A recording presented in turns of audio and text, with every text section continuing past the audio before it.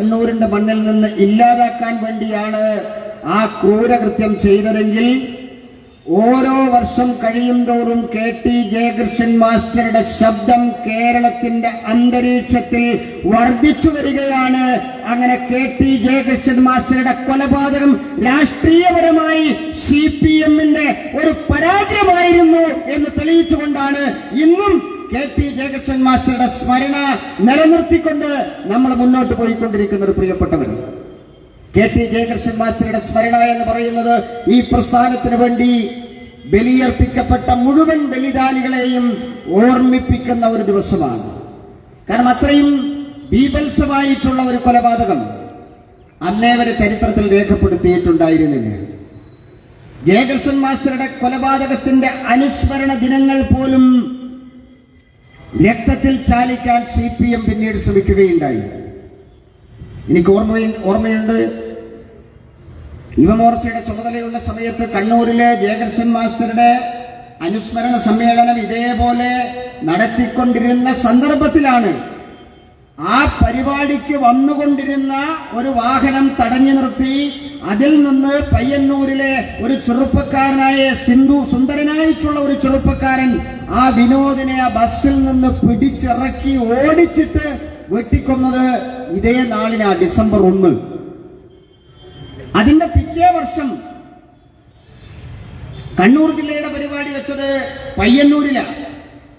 പയ്യന്നൂരിൽ വെക്കുമ്പോൾ ഈ വിനോദിന്റെ സ്മരണാർത്ഥമുള്ള ഒരു നഗറിൽ പയ്യന്നൂരിൽ ആ പരിപാടി വെച്ചു.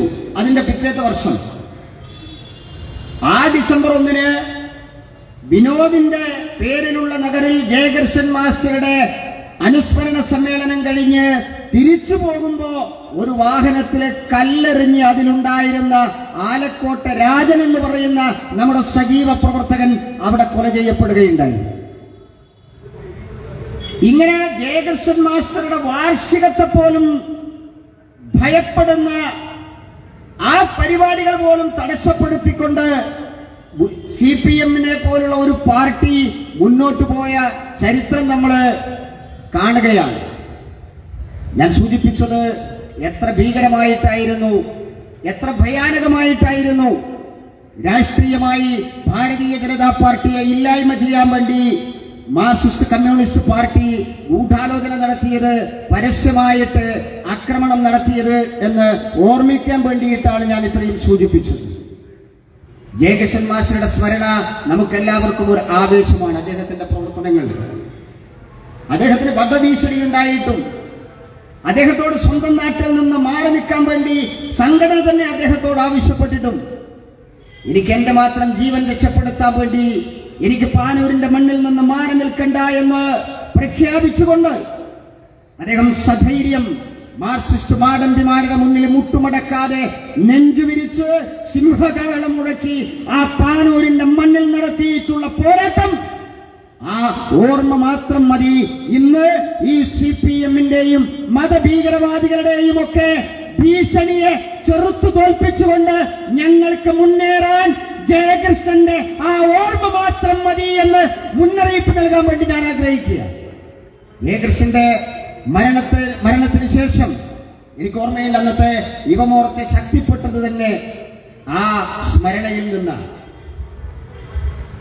എന്റെ അനുഭവം ഞാൻ പറയാം. 1999 അദ്ദേഹത്തിന്റെ മരണത്തിന് ശേഷം എറണാകുളത്ത് നടന്നിട്ടുള്ള യുവമോർച്ച സമ്മേളനം, ആ സമ്മേളനത്തിലേക്ക് ഒരു സ്പെഷ്യൽ ഇൻവൈറ്റി ആയിട്ട് എന്നെ ക്ഷണിക്കുന്നു. അതിനുശേഷം ആ സമ്മേളനത്തിൽ സെലക്ട് ചെയ്ത ഒരു 50 ആളിന്റെ മുമ്പിൽ അന്നത്തെ പാർട്ടിയുടെ സംഘടനാ സെക്രട്ടറി ഒരാഹ്വാനം നടത്തുകയാണ്. ജയകൃഷ്ണൻ മാസ്റ്റർ ജീവനും ജീവിതവും കൊടുത്തു, നമുക്ക് എല്ലാവർക്കും അതിന് സാധിക്കില്ല. ഈ കൂടിയിരിക്കുന്നവരെല്ലാവരും 1 വർഷം 2 വർഷം എന്നുള്ള നിലയിൽ മുഴുവൻ സമയം പാർട്ടിക്ക് കൊടുക്കാൻ വേണ്ടി തയ്യാറാവുന്നു. ഞാൻ ഓർക്കുന്നു, അതിനകത്തുനിന്ന് ഏതാണ്ട് 42 പേരാണ് ജയകൃഷ്ണൻ മാസ്റ്ററുടെ ജീവിതത്തിന് പകരം ഞങ്ങളുടെ ജീവിതത്തിന്റെ ഒരു ഭാഗം സംഘടനയ്ക്ക് കൊടുക്കാമെന്ന് എഴുതി കൊടുത്തത്.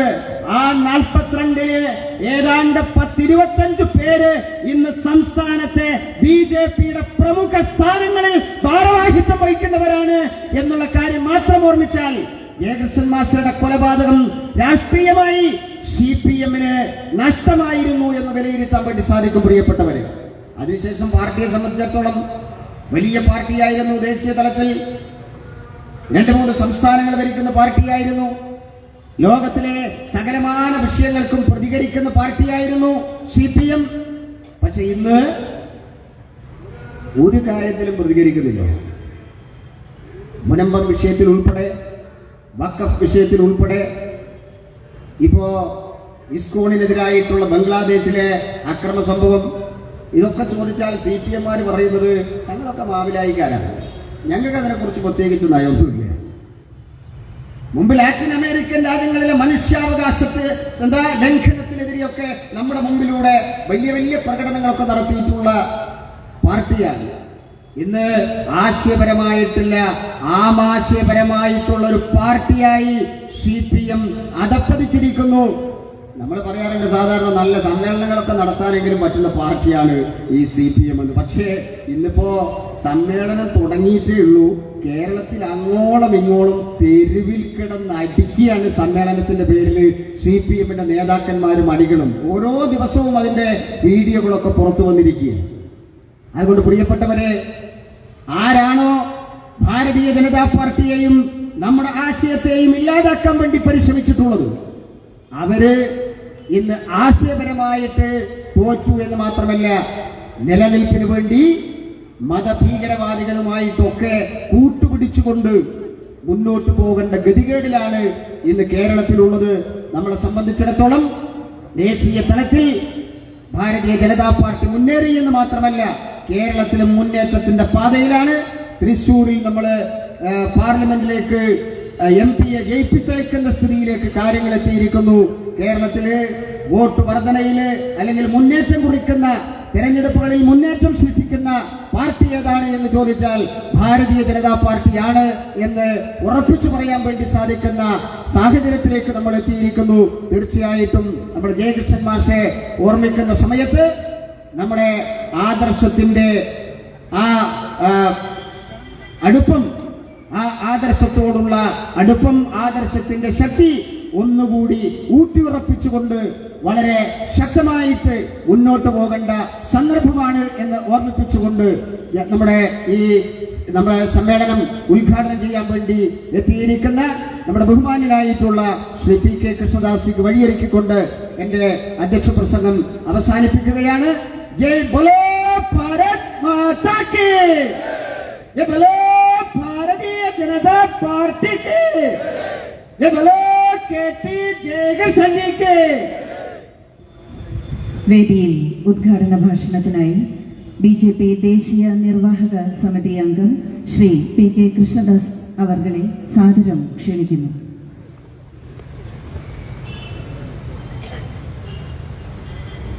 ആദരണീയനായ അധ്യക്ഷനും ഭാരതീയ ജനതാ പാർട്ടിയുടെ ജില്ലാ പ്രസിഡന്റ് കൂടിയായ അഡ്വക്കേറ്റ് VK സജീവൻ, പാർട്ടിയുടെ സംസ്ഥാന ഉപാധ്യക്ഷന്മാരായ ശ്രീ VV രാജൻ, ശ്രീമാൻ P രഘുനാഥ്, സംസ്ഥാന വക്താവ് അഡ്വക്കേറ്റ് ശ്രീ പത്മനാഭൻ, പാർട്ടിയുടെ ജില്ലാ ജനറൽ സെക്രട്ടറിമാരായ ശ്രീ മോഹനൻ മാസ്റ്റർ, ശ്രീ പ്രശാന്ത്, മഹിളാ മോർച്ചയുടെ സംസ്ഥാന ജനറൽ സെക്രട്ടറി ശ്രീമതി നവ്യ ഹരിദാസ്, BJP-യുടെ ജില്ലാ ഭാരവാഹികളായ അഡ്വക്കേറ്റ് സുധീർ സജീവൻ, മേഖലാ സെക്രട്ടറി ശ്രീ MC ശശീന്ദ്രൻ, ജില്ലാ ഉപാധ്യക്ഷന്മാരായ ശ്രീ ബാലസോമൻ, ശ്രീ ഹരിദാസൻ ബക്നാരി, ശ്രീ ദേവദാസൻ മാസ്റ്റർ, ശ്രീ ശശിധരൻ നാരങ്ങേരി, ശ്രീമതി അനുരാധ തയ്യാർ, ശ്രീമതി അഡ്വക്കേറ്റ് രമ്യ മുരളി, വേദിയിലും സദസ്സിലും ഉപവിഷ്ടരായിട്ടുള്ള നേതാക്കളെ, സഹോദരി സഹോദരന്മാരെ, സഹപ്രവർത്തകരെ, സുഹൃത്തുക്കളെ, മാധ്യമ സുഹൃത്തുക്കളെ, നമസ്കാരം.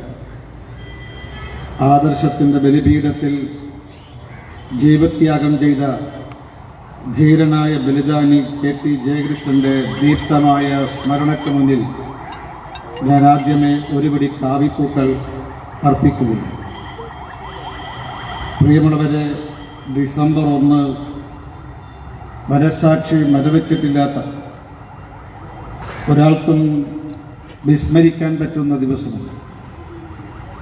25 വർഷം മുമ്പ് 1999 ഡിസംബർ 1 യുവമോർച്ചയുടെ സംസ്ഥാന ഉപാധ്യക്ഷനും അധ്യാപകനുമായിരുന്ന KT ജയകൃഷ്ണൻ താൻ പഠിപ്പിക്കുന്ന സ്കൂളിലെ ക്ലാസ് മുറിയിൽ വെച്ച് തൻ്റെ ശിഷ്യന്മാരുടെ മുന്നിലിട്ട് തുണ്ടം തുണ്ടമായി മാർക്സിസ്റ്റ് ഗുണ്ടകൾ കശാപ്പ് ചെയ്തു. ലോകത്തിന്റെ ചരിത്രത്തിൽ ഇന്നേ വരെ കേട്ടുകേൾവിയില്ലാത്തൊരു സംഭവത്തിന് കണ്ണൂർ ജില്ലയിലെ മൊകേരി ഈസ്റ്റ് UP സ്കൂൾ സാക്ഷ്യം വഹിച്ചു. പട്ടാപകൽ ശിഷ്യന്മാരുടെ മുന്നിലിട്ട് ഗുരുനാഥനെ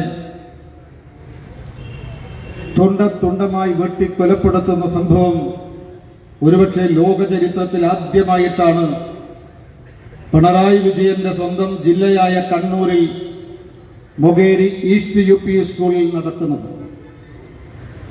അധ്യാപകന്റെ ഗുരുവിന്റെ നെരിപ്പോടിൽ നിന്നും ചിതറി വീണ രക്തം കൊണ്ട് കുഞ്ഞുടുപ്പുകൾ ചുവക്കുകയുണ്ടായി. മാത്രമല്ല, കൊലപാതകം നടത്തിയെന്ന് മാത്രമല്ല, കൊലപാതകം നടത്തിയതിനു ശേഷം മരണം ഉറപ്പുവരുത്തിയതിനു ശേഷം ജയകൃഷ്ണന്റെ നെഞ്ചത്ത് കയറിയിരുന്ന് മാർക്സിസ്റ്റ് കാപാലികർ സാക്ഷി പറഞ്ഞാൽ നിങ്ങൾക്കും ഇതേ അനുഭവമെന്ന് ആർത്ത് വിളിക്കുകയും അതേപോലെ ആ ക്ലാസ് മുറിയിലെ ബോർഡുകളിൽ എഴുതി വെക്കുകയും ചെയ്തു. ഒരു ജനാധിപത്യ സംവിധാനത്തിൽ പ്രവർത്തിക്കുന്ന ഒരു രാഷ്ട്രീയ പാർട്ടിക്ക് ചെയ്യാൻ പറ്റുന്നതാണോ ഇത്? മാർക്സിസ്റ്റ് പാർട്ടി ഒരു ഭീകരവാദ പ്രസ്ഥാനമാണോ എന്ന് നാം സംശയിച്ചു പോകുന്നത് ഇതുപോലെ സമാനതയില്ലാത്ത ക്രൂര കൃത്യങ്ങൾ കാണുമ്പോഴാണ്. പ്രിയമുള്ളവരെ, KT ജയകൃഷ്ണൻ ചെയ്ത തെറ്റെന്താണ്? KT ജയകൃഷ്ണൻ ഒരു മാതൃകാ അധ്യാപകനാണ്. അതുപോലെ തന്നെ എല്ലാവർക്കും മാതൃകയായിട്ടുള്ള പൊതുപ്രവർത്തകനാണ്. വിദ്യാർത്ഥികൾക്കും രക്ഷിതാക്കൾക്കും പൊതുസമൂഹത്തിനും ഒരു പ്രിയപ്പെട്ട അധ്യാപകനും രാഷ്ട്രീയ നേതാവും എല്ലാമായിരുന്നു KT ജയകൃഷ്ണൻ. അദ്ദേഹത്തിന്റെ പേരിൽ പാനൂർ പോലീസ് സ്റ്റേഷനിൽ ഒരു കേസ് പോലും ഉണ്ടായിരുന്നില്ല. ഒരു ക്രിമിനൽ കുറ്റത്തിൽ പോലും അദ്ദേഹം ഇടപെട്ടിരുന്നില്ല. എന്നിട്ട് പോലും അദ്ദേഹത്തെ തുണ്ടം തുണ്ടമായി കശാപ്പ് ചെയ്യാൻ മാർക്സിസ്റ്റ് കാബാലികളെ പ്രേരിപ്പിച്ച ഘടകം എന്താണ്? ഭാരതീയ ജനതാ പാർട്ടി ഉയർത്തിപ്പിടിച്ച നേരിന്റെ രാഷ്ട്രീയം തന്റെ നെഞ്ചോട് ചേർത്ത് പിടിച്ചതാണ് അദ്ദേഹത്തെ കൊലക്കത്തിക്കിരയാക്കാൻ മാർക്സിസ്റ്റ് ഗുണ്ടകളെ പ്രേരിപ്പിച്ചത്. അതേപോലെ തന്നെ മാർക്സിസ്റ്റ് പാർട്ടിയുടെ നെറികേടിന്റെ രാഷ്ട്രീയത്തെ ചെറുത്തു തോൽപ്പിക്കാൻ പരസ്യമായി തയ്യാറായതാണ് KT ജയകൃഷ്ണനെ ഇത്രയും നികൃഷ്ടമായി നീചമായിട്ട് CPM ഗുണ്ടകൾ കൊലപ്പെടുത്തിയത്. 25 വർഷം കഴിഞ്ഞിട്ടും ഇതുപോലെ മാർക്സിസ്റ്റ് പാർട്ടിക്ക് ജയകൃഷ്ണനെ കൊലപ്പെടുത്തിയതിന്റെ കാരണം എന്താണെന്ന് പൊതുസമൂഹത്തെ ബോധ്യപ്പെടുത്താൻ സാധിക്കുന്നില്ല. പക്ഷേ ജയകൃഷ്ണന്റെ കർമ്മകാന്ഡം എന്തായിരുന്നു? ജയകൃഷ്ണൻ ഞാൻ യുവമോർച്ചയുടെ സംസ്ഥാന അധ്യക്ഷ പദവി ഏറ്റെടുത്തപ്പോ എന്നോടൊപ്പം ഉപാധ്യക്ഷനായി പ്രവർത്തിച്ചു.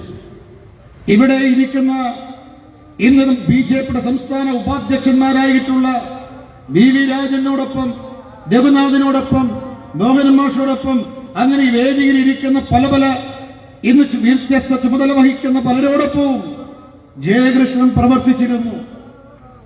എല്ലാവർക്കും ആവേശത്തിന്റെ പ്രേരണ നൽകുന്ന ദേശീയ പ്രസ്ഥാനത്തിലെ പ്രവർത്തകന്മാർക്കും അനുഭാവികൾക്കും അനുയായികൾക്കും ആത്മവിശ്വാസം നൽകുന്ന പ്രവർത്തനമായിരുന്നു ജയകൃഷ്ണൻ നടത്തിയത്. കണ്ണൂർ ജില്ലയിലെ മാർക്സിസ്റ്റ് പാർട്ടിയുടെ രാവണൻ കൊട്ടകളില് ദേശീയതയുടെ വൈജയന്തി ഉറപ്പിക്കാൻ പരിശ്രമിച്ചു എന്നുള്ളതാണ് KT ജയകൃഷ്ണനെതിരെ മാർക്സിസ്റ്റ് പാർട്ടി ഇത്തരം നികൃഷ്ടമായിട്ടുള്ള നിലപാട് സ്വീകരിച്ചത്. അതിനപ്പുറത്തൊന്നും ചെയ്തിട്ടില്ല. മാർക്സിസ്റ്റ് മാടമ്പികൾക്ക് മുന്നിൽ മുട്ടുമടക്കാൻ തയ്യാറാകാത്ത ധീരനായിട്ടുള്ള യുവമോർച്ചയുടെ ബിജെപിയുടെ ദേശീയ പ്രസ്ഥാനത്തിന്റെ കണ്ണൂർ ജില്ലയിലെയും കേരളത്തിലെയും പോരാളിയായിരുന്നു KT ജയകൃഷ്ണൻ. പക്ഷേ KT ജയകൃഷ്ണനെ കൊലപ്പെടുത്തിയതിലൂടെ മാർക്സിസ്റ്റ് പാർട്ടി എന്താണ് ഉദ്ദേശിച്ചത്? കണ്ണൂർ ജില്ലയുടെ മണ്ണിൽ ഒരു ജയകൃഷ്ണനെ മാത്രമല്ല CPM ഗുണ്ടകൾ വകവരുത്തിയത്. 1969 ഒരു തുന്നത്തൊഴിലാളിയായ വാടിക്കൽ രാമകൃഷ്ണന്റെ കൊലപാതകത്തോടുകൂടിയാണ് മാർക്സിസ്റ്റ് പാർട്ടി കണ്ണൂർ ജില്ലയിലും കേരളത്തിലും നരാധമ രാഷ്ട്രീയത്തിന്, അറുകൊല രാഷ്ട്രീയത്തിന് ആരംഭം കുറിച്ചത്. അതിനുശേഷം CPMന്റെ കൊലക്കത്തിക്കിരയായിട്ട് വീരമൃത്യു പ്രാപിച്ച നൂറുകണക്കിന് വിശുദ്ധന്മാരായ ബിജെപിയുടെ പ്രവർത്തകർ, RSSന്റെ പ്രവർത്തകർ കണ്ണൂർ ജില്ലയിലുണ്ട്. പക്ഷെ പ്രിയമുള്ളവരെ, മാർക്സിസ്റ്റ് പാർട്ടി ജയകൃഷ്ണൻ ഉൾപ്പെടെയുള്ള ധീരരായ ഉശിരന്മാരായിട്ടുള്ള ദേശീയ പ്രസ്ഥാനത്തിലെ RSSുമായി ബന്ധപ്പെട്ട പ്രസ്ഥാനത്തിലെ പ്രവർത്തകരെ കൊലപ്പെടുത്തിയതിലൂടെ ഉദ്ദേശിച്ചത് ഈ പ്രസ്ഥാനത്തെ കണ്ണൂർ ജില്ലയിൽ നിന്നും കേരളത്തിൽ നിന്നും തുടച്ചു നീക്കാം എന്നതായിരുന്നു. അറുകൊലയിലൂടെ ഭാരതീയ ജനതാ പാർട്ടിയുടെ രാഷ്ട്രീയ സ്വയം സേവക സംഘത്തിന്റെ പ്രവർത്തനം ഇല്ലാതാക്കാമെന്നാണ് മാർക്സിസ്റ്റ് പാർട്ടി അന്ന് കണക്ക് കൂട്ടിയത്. പക്ഷെ പ്രിയമുള്ളവരെ, ഒരു കാര്യം ഉറപ്പിച്ചു പറയുന്നു. ഇന്ന് കാലത്ത് 7 മണിക്ക് ജയകൃഷ്ണന്റെ വീട്ടില് പുഷ്പാർച്ചനയുണ്ടായിരുന്നു. ആ പുഷ്പാർച്ചനയില് നൂറുകണക്കിന് ഉശിരന്മാരായ പുതിയ യുവപ്രവർത്തകന്മാരാണ് ഇന്ന് അണിനിരന്നിരുന്നത്. കണ്ണൂർ ജില്ലയിലെ വ്യത്യസ്ത ഭാഗങ്ങളിൽ ഇന്ന് ആയിരക്കണക്കിന് പ്രവർത്തകർ അണിനിരക്കുന്ന ആവേശകരമായ പ്രകടനം നടന്നുകൊണ്ടിരിക്കുകയാണ്. കോഴിക്കോട് ജില്ല ഉൾപ്പെടെ കേരളത്തിന്റെ വിവിധ ഭാഗങ്ങളിൽ നിന്ന് 10,000-കണക്കിന് യുവാക്കന്മാരാണ് ജയകൃഷ്ണന് അനുസ്മരണ റാലിയില് ആവേശപൂർവ്വം പങ്കെടുക്കുന്നത്. ഒരു കാര്യം ഉറപ്പിച്ചു പറയാൻ സാധിക്കുന്നു: ബലിദാനത്തിലൂടെ വേരറ്റു പോകുന്ന പ്രസ്ഥാനമല്ല ഭാരതീയ ജനതാ പാർട്ടി. ബലിദാനത്തിലൂടെ വേരുറപ്പിക്കുന്ന പാർട്ടിയാണ് ഭാരതീയ ജനതാ പാർട്ടി. ഇന്നത്തെ ജയകൃഷ്ണ അനുസ്മരണ സമ്മേളനങ്ങളും അനുസ്മരണ പരിപാടികളും ഓർമ്മപ്പെടുത്തുന്നതാണ്. ബലിദാനത്തിലൂടെ വേരറ്റു പോകുന്ന പ്രസ്ഥാനമല്ല, ബലിദാനത്തിലൂടെ വേരുറപ്പിക്കുന്ന പ്രസ്ഥാനമാണെന്ന് അനുഭവത്തിന്റെ അടിസ്ഥാനത്തിൽ CPM ഗുണ്ടകൾക്കും CPM നേതൃത്വത്തിനും ബോധ്യപ്പെടുമെന്നാണ് ഞങ്ങൾ പ്രതീക്ഷിക്കുന്നത്. ജയകൃഷ്ണന്റെ മുഖം മാർക്സിസ്റ്റ് പാർട്ടിക്ക് എന്നും താക്കീതും മുന്നറിയിപ്പുമായിരിക്കും. നിങ്ങളുടെ നീചമായ, നികൃഷ്ടമായ പൈശാചികതയെ ജനങ്ങൾക്ക് മുന്നിൽ അനാവരണം ചെയ്യപ്പെടുന്നു ജയകൃഷ്ണനിലൂടെ എന്ന കാര്യം സംശയമില്ല. പക്ഷെ അതുകൊണ്ട് പ്രിയമുള്ളവരെ, ഒരു കാര്യം നാം ഓർക്കണം. 99 CPM, 99 BJP, 2024 CPM, 2024 BJP, ഇതൊന്ന് താരതമ്യപ്പെടുത്താൻ രാഷ്ട്രീയ വിദ്യാർത്ഥികൾ തയ്യാറാകണമെന്നുള്ളതാണ് ഞങ്ങളുടെ അഭിപ്രായം. കണ്ണൂർ ജില്ലയിൽ മാർക്സിസ്റ്റ് പാർട്ടി പറഞ്ഞത് എന്താണെന്നറിയോ? കണ്ണൂർ ജില്ലാ രാഷ്ട്രീയം, കണ്ണൂർ ജില്ല ഞങ്ങൾ കേരളമാകെ വ്യാപിപ്പിക്കുന്ന, കണ്ണൂരിന്റെ രാഷ്ട്രീയം ഞങ്ങൾ കേരളമാകെ വ്യാപിപ്പിക്കുന്ന പറഞ്ഞത്. എന്താ കണ്ണൂരിന്റെ രാഷ്ട്രീയം? എന്താ? നമ്മൾ ലോകത്തൊരിടത്തും കാണാത്ത രാഷ്ട്രീയമാണ് കണ്ണൂരിന്റെ രാഷ്ട്രീയം. ലോകത്തൊരിടത്തും കേൾക്കാത്തതാണ് CPM കണ്ണൂരിൽ നടപ്പാക്കിയ രാഷ്ട്രീയം. അത് ഗുണ്ടാ രാഷ്ട്രീയമാണ്, അത് കഠാരയുടെ രാഷ്ട്രീയമാണ്. നോക്കൂ നിങ്ങൾ, കണ്ണൂരിന്റെ രാഷ്ട്രീയം എന്താ? പട്ടാപ്പകൽ വിദ്യാർത്ഥികളെ മുന്നിലിട്ട് സ്കൂളിൽ വെച്ച് ഗുരുനാഥനെ കൊലപ്പെടുത്തുക. ഇതാണ് കണ്ണൂരിന്റെ രാഷ്ട്രീയം. പോരാ, മാത്രമല്ല പട്ടാപ്പകൽ വീട്ടിൽ കയറി മാതാപിതാക്കളുടെ മുന്നിലിട്ട് അവിടെ മക്കളെ കൊലപ്പെടുത്തുക. ഇത് മാത്രമല്ല പ്രിയമുള്ളവർ, രാഷ്ട്രീയ വിരോധത്തിന്റെ പേരിൽ KSRTC ബസ് തീവച്ച് ചക്കക്കുരു ചുടും പോലെ നിരപരാധികളായ യാത്രക്കാരെ ചുട്ടുകൊന്ന CPM-ന്റെ രാഷ്ട്രീയമാണ് കണ്ണൂരിന്റെ രാഷ്ട്രീയം. പോരാ, അച്ഛനെ കൊന്നത് മതിയാവാതെ മകനെയും കൂടി കൊലപ്പെടുത്തിയ രാഷ്ട്രീയമാണ് CPM-ന്റെ കണ്ണൂരിന്റെ രാഷ്ട്രീയം. പോരാ, RSS-ൽ അനുഭാവിയായി പോയി എന്നതിന്റെ പേരിൽ ഒരു RSS-കാരൻ മരിച്ച മരണാനന്തര ചടങ്ങിൽ പങ്കെടുത്തു പോയി എന്നതിന്റെ പേരിൽ വൃദ്ധയായ അമ്മ എന്ന് പറയുന്ന വൃദ്ധയായ മാതാവിന്റെ നെഞ്ചത്ത് ബോംബെറിഞ്ഞ് കൊലപ്പെടുത്തിയതാണ് കണ്ണൂരിന്റെ രാഷ്ട്രീയം.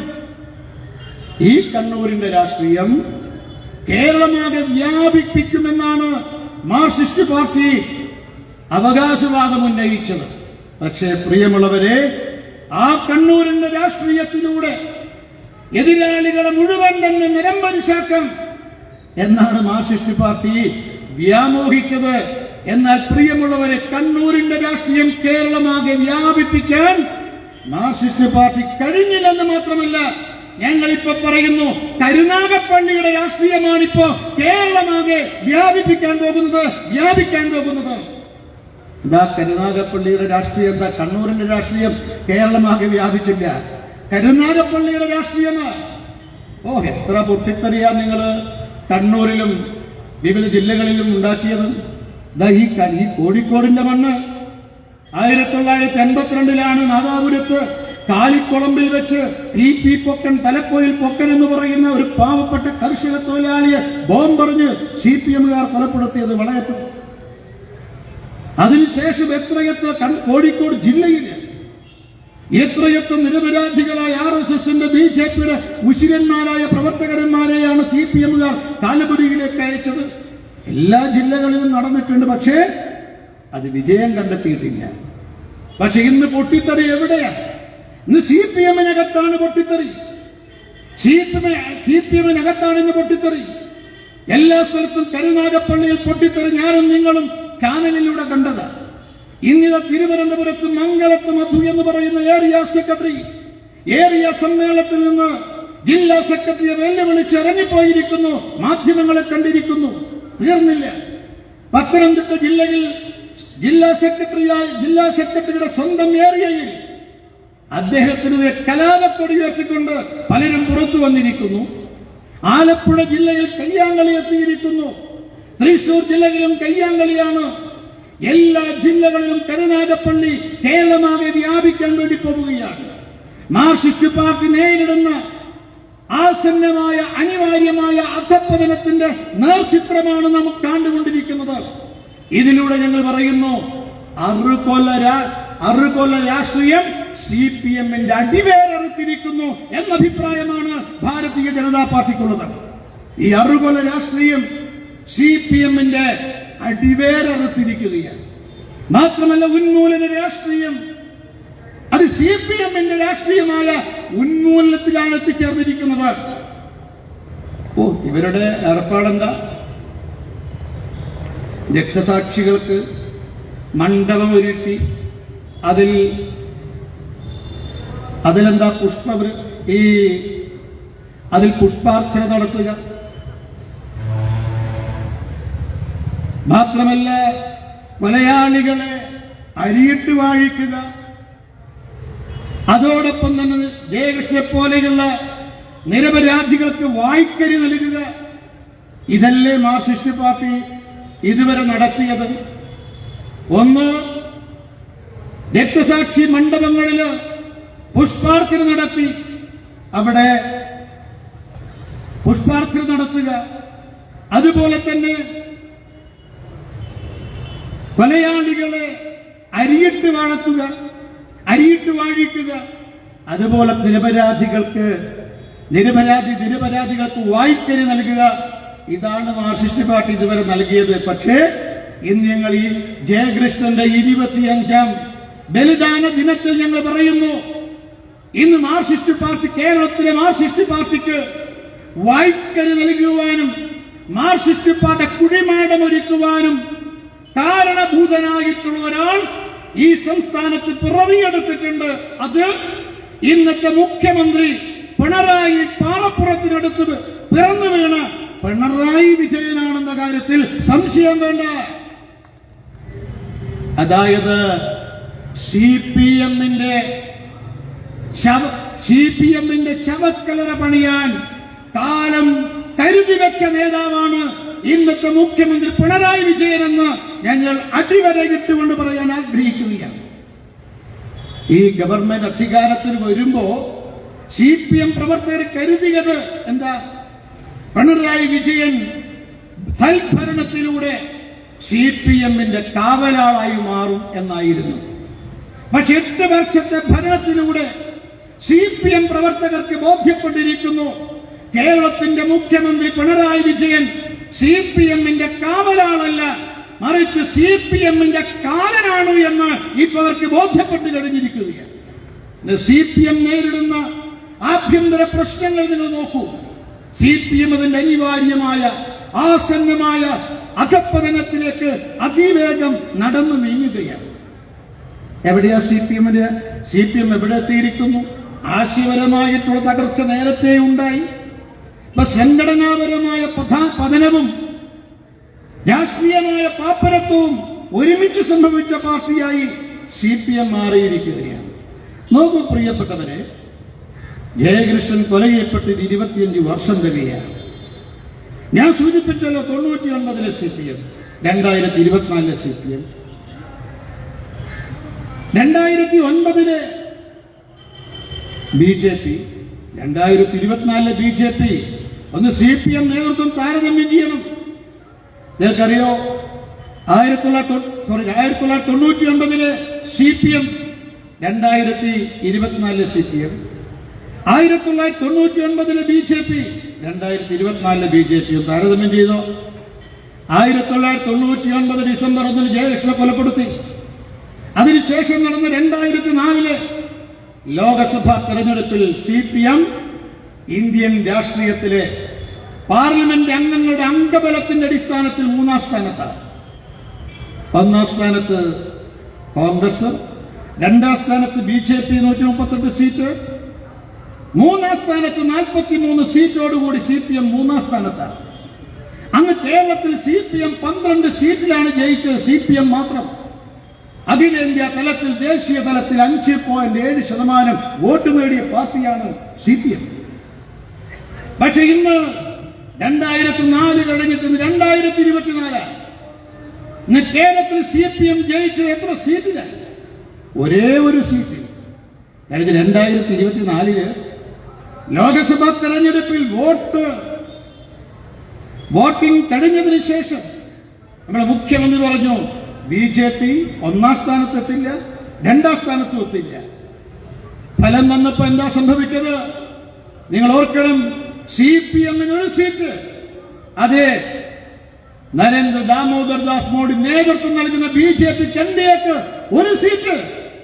സിപിഎം ജയിച്ചത് കേവലം കഷ്ടിച്ച് 20,000-ൽ താഴെ ഭൂരിപക്ഷത്തിനാണെങ്കിൽ ഭാരതീയ ജനതാ പാർട്ടി വടക്കുംനാഥന്റെ തിരുമുറ്റത്ത് ശ്രീമൻ സുരേഷ് ഗോപി 75,000-ലധികം വോട്ടിന്റെ ഭൂരിപക്ഷത്തിനാണ് ലോക്സഭാ സീറ്റ് തെരഞ്ഞെടുപ്പിൽ വിജയിച്ചത്.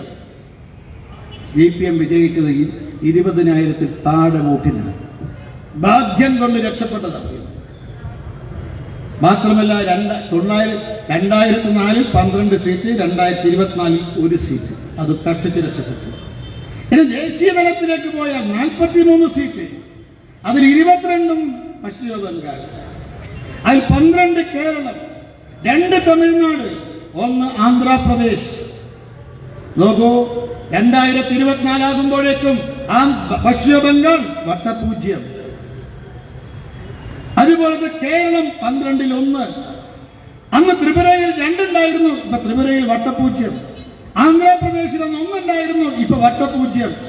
ഇന്ന് സിപിഎമ്മിന് 2024 ലോക്സഭാ തെരഞ്ഞെടുപ്പിൽ പ്രിയമുള്ളവരെ മാർക്സിസ്റ്റ് പാർട്ടി ജയിച്ചത് 4 സീറ്റ്, 43-ൽ നിന്ന് 4-ലേക്ക് എത്തി. അതുപോലെ 2004-ൽ 5.7% വോട്ട് നേടിയ മാർക്സിസ്റ്റ് പാർട്ടി 2024-ൽ 1.7% വോട്ട് നേടി സായൂജ്യമടഞ്ഞിരിക്കുകയാണ്. ഇപ്പൊ മാർക്സിസ്റ്റ് പാർട്ടി സൈദ്ധാന്തികന്മാർ പറയുന്നത് 2004-ലെ 43 സീറ്റ് ഇപ്പം 4 സീറ്റ്. അത് വലുതായിട്ടൊന്നും സംഭവിച്ചിട്ടില്ല. അന്ന് 43, ഇപ്പൊ 4. ആ 3 നഷ്ടപ്പെട്ടു എന്ന് മാത്രമേ ഉള്ളൂ. ഏത് 43-ലെ 3 നഷ്ടപ്പെട്ട 4. ആ 4-ല് 1 മാത്രമേ ഒറിജിനൽ ഉള്ളൂ. ബാക്കി 3 ഡ്യൂപ്ലിക്കേറ്റാ. എന്താ? ബാക്കി 3 2 തമിഴ്നാട്ടിൽ നിന്നാണ്, 1 രാജസ്ഥാനിൽ നിന്നാണ്. ആ 3 സീറ്റ്, 4-ലെ 3 സീറ്റ് 1 കേരളത്തില്, ബാക്കി 4-ല് 3 സീറ്റും കോൺഗ്രസിന്റെയും തീവ്രവാദികളുടെയും വിഭജനവാദികളുടെയും ഭീകരവാദികളുടെയും വോട്ട് കൊണ്ടാണ് ബാക്കി 3 സീറ്റ് തമിഴ്നാട്ടിൽ നിന്നും രാജസ്ഥാനും ജയിച്ചത് എന്ന് നാം മനസ്സിലാക്കണം. മാർക്സിസ്റ്റ് പാർട്ടി രാഷ്ട്രീയമായി എല്ലാ അർത്ഥത്തിലും തകർന്നിരിക്കുന്നു, ജനപിന്തുണയില്ലാതായിരിക്കുന്നു എന്നുള്ളതാണ് നമുക്ക് 2004-ഉം 2024-ഉം താരതമ്യപ്പെടുത്തുമ്പോൾ മനസ്സിലാകുന്നത്. പക്ഷെ പ്രിയമുള്ളവരെ, ഭാരതീയ ജനതാ പാർട്ടി 2004-ൽ 138 സീറ്റാണെങ്കിൽ 2024-ൽ 240 സീറ്റ് നേടിക്കൊണ്ട് നമ്മുടെ പ്രിയങ്കരനായ പ്രധാനമന്ത്രി ദാമോദർ ദാസ് നരേന്ദ്രമോദി 3ാമതും രാജ്യത്തിന്റെ പ്രധാനമന്ത്രിയായി. ഇന്ത്യയിൽ ഏറ്റവും കൂടുതൽ സംസ്ഥാനങ്ങൾ ഭരിക്കുന്ന പാർട്ടി ബിജെപിയാണ്. ഏറ്റവും കൂടുതൽ രാജ്യസഭകളുടെ പാർട്ടി ബിജെപിയാണ്. ഏറ്റവും കൂടുതൽ മുഖ്യമന്ത്രിമാരുടെ പാർട്ടി ബിജെപിയാണ്. ഇന്ത്യയിൽ ഏറ്റവും കൂടുതൽ MLA-മാരുടെ party ബിജെപിയാണ്. Bharatiya Janata party India രാജ്യത്തെ മാത്രമല്ല, ലോകത്തിലെ ഏറ്റവും വലിയ 1ാമത്തെ രാഷ്ട്രീയ കക്ഷിയായിട്ട് വളർന്നു വന്നിട്ടുണ്ട്. ഞാൻ സൂചിപ്പിച്ചത് ജയകൃഷ്ണനെ പോലെ ഉഷിരന്മാരായ പ്രവർത്തകന്മാരെ കാലമുരുകിലേക്ക് അയച്ചതുകൊണ്ട് ഭാരതീയ ജനതാ പാർട്ടി തകർന്നിട്ടില്ല, വളർന്നിട്ടേ ഉള്ളൂ, വളർന്നു പന്തലിച്ചിട്ടേ ഉള്ളൂ. എന്നാൽ മാർക്സിസ്റ്റ് പാർട്ടി തളർച്ചയെയും തകർച്ചയെയും നേരിടുന്നു എന്നുള്ളതാണ് നാം മനസ്സിലാക്കേണ്ടത്. എന്താ കാരണം? ഞാൻ നേരത്തെ സൂചിപ്പിച്ചല്ലോ, ഇന്ന് ആഭ്യന്തര കലാപം മാർക്സിസ്റ്റ് പാർട്ടിയെ അട്ടിമുട്ടി തകർത്തിരിക്കുകയാണ്. എന്താ മാർക്സിസ്റ്റ് പാർട്ടിക്കകത്ത് സംഭവിച്ചിരിക്കുന്നത്? എവിടെയും വിഭാഗീയതയാണ്. അതുകൊണ്ട് മാർക്സിസ്റ്റ് പാർട്ടി നാളിതുവരെ നേരിടാത്ത ആഭ്യന്തര സംഘർഷമാണ്, അതിനകത്ത് ആശയക്കുഴപ്പമാണ്, പൊട്ടിത്തെറിയാണ് പ്രിയമുള്ളവരെ നടന്നുകൊണ്ടിരിക്കുന്നത്. അതുമാത്രമല്ല, പിണറായി വിജയന്റെ 8 വർഷത്തെ ഭരണവും നാം കണ്ടു നോക്കുക. നരേന്ദ്രമോദിയുടെ പദ്ധതികളും പരിപാടികളും, നരേന്ദ്രമോദി സർക്കാർ നൽകിയ പണവും കൊണ്ടുള്ള പദ്ധതികളും പരിപാടികളും അല്ലാതെ പിണറായി വിജയന്റെ ഈ സർക്കാരിൽ നിന്ന് ഒരു വികസന പ്രവർത്തനം പ്രിയമുള്ളവരെ കേരളത്തിൽ നടക്കുന്നില്ല. കേരളം പരിപൂർണമായും നിശ്ചലമായിരിക്കുന്നു, നിഷ്ക്രിയമായിരിക്കുകയാണ്. അതുകൊണ്ട് മാർക്സിസ്റ്റ് പാർട്ടി പ്രവർത്തകർ പോലും ഈ പിണറായിയുടെ ഭരണമൊന്ന് അവസാനിച്ചു കാണാൻ അവർ ദൈവത്തോട് പ്രാർത്ഥിക്കുകയാണ്. ഈ CPM-ന്റെ തകർച്ച ഒരു വിഭാഗം CPM നേതാക്കന്മാർ അംഗീകരിച്ചിട്ടുണ്ട്, അവർക്കിത് മനസ്സിലായിട്ടുണ്ട്. അങ്ങനെ മനസ്സിലാക്കുന്ന ഒരു യാഥാർത്ഥ്യം മനസ്സിലാക്കുന്ന CPM-ന്റെ അപൂർവം നേതാക്കന്മാരിൽ ഒരു നേതാവാണ് ബഹുമാന്യനായ മുൻ സംസ്ഥാന മന്ത്രി AK ബാലൻ. AK ബാലൻ കഴിഞ്ഞ തവണ പറഞ്ഞു, മാർക്സിസ്റ്റ് പാർട്ടിക്ക് ഇനി അരിവാൾ നക്ഷത്രത്തിൽ മത്സരിക്കാൻ സാധിക്കില്ല. അടുത്ത തെരഞ്ഞെടുപ്പിൽ ഒരുപക്ഷെ മാർക്സിസ്റ്റ് പാർട്ടിയുടെ തെരഞ്ഞെടുപ്പ് ചിഹ്നം ഈഴാമ്പേച്ചിയോ മരപ്പട്ടിയോ ആകാൻ സാധ്യതയുണ്ട് എന്നാണ് ബാലൻ ചില സമയം സത്യം പറയും. അവിടെ സത്യം പറയുന്ന ആളെ നമ്മൾ അംഗീകരിക്കണമല്ലോ. മാത്രമല്ല, ഞങ്ങള് ഈ AK ബാലന്റെ നാവ് ഒന്ന് പൊന്നായി തീരട്ടെ എന്ന് പ്രാർത്ഥിക്കുക ദൈവത്തോട്.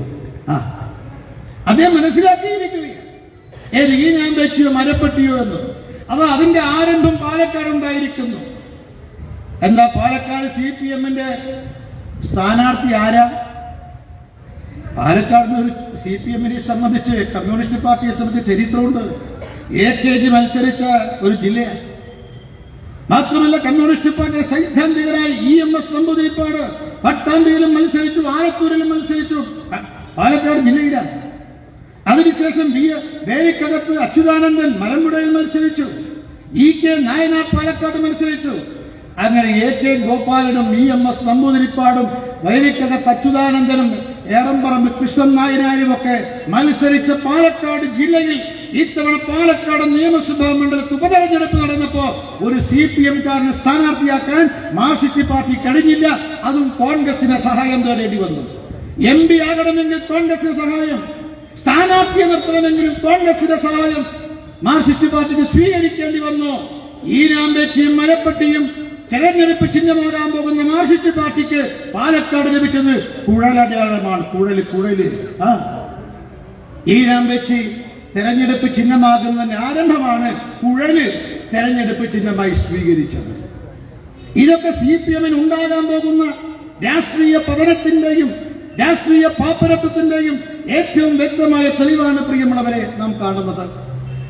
മാത്രമല്ല, മാർക്സിസ്റ്റ് പാർട്ടി നിലനിൽപ്പിന് വേണ്ടിയിട്ടുള്ള പോരാട്ടമാണ്.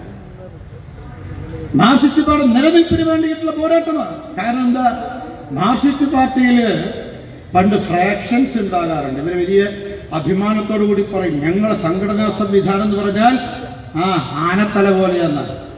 എന്താ സംഘടനാ സംവിധാനം? അതിനകത്ത് ബുദ്ധിജീവികളുടെ ഫ്രാക്ഷൻ, അതിനകത്ത് സർക്കാർ ജീവനക്കാരുടെ ഫ്രാക്ഷൻ, അതിനകത്ത് തൊഴിലാളികളുടെ ഫ്രാക്ഷൻ, അതിനകത്ത് കലാകാരന്മാരുടെ ഫ്രാക്ഷൻ. പക്ഷേ ഒരു ഫ്രാക്ഷനും കൂടിയുണ്ട്. അതെന്താ? അത് കൊട്ടേഷൻ സംഘങ്ങളുടെ ഫ്രാക്ഷൻ. കൊട്ടേഷൻ സംഘങ്ങളുടെ ഫ്രാക്ഷൻ. ഇപ്പോഴ് മാർക്സിസ്റ്റ് പാർട്ടി വളർന്ന് ബുദ്ധിജീവികളുടെ ഫ്രാക്ഷൻ ഇല്ല. മാർക്സിസ്റ്റ് പാർട്ടി വളർന്നിട്ട് തൊഴിലാളികളുടെ ഫ്രാക്ഷൻ ഇല്ല.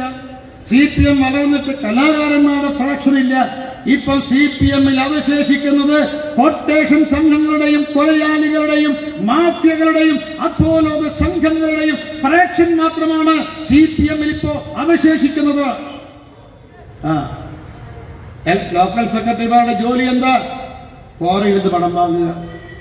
ഏരിയ കമ്മിറ്റിയുടെ ജോലി എന്താ? സ്വർണ്ണക്കടത്തുകാരിൽ നിന്ന് പണം വാങ്ങുക. ജില്ലാ കമ്മിറ്റിയുടെ ജോലി എന്താ? സ്വർണം പൊട്ടിക്കൽ നടത്തുക. പിന്നെയോ നേതാക്കന്മാരുടെ മക്കളുടെ ജോലി എന്താ? മാസപ്പടി വാങ്ങുക. മുഖ്യമന്ത്രിയാകണമെങ്കിൽ എന്തൊക്കെ വേണം?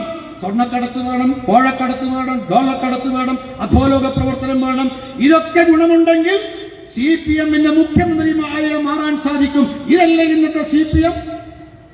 അതുകൊണ്ടാണ് CPM അനിവാര്യമായ തകർച്ചയിലേക്ക് അതിവേഗം പോകുന്നു എന്ന് ഭാരതീയ ജനതാ പാർട്ടി പറയുന്നത്.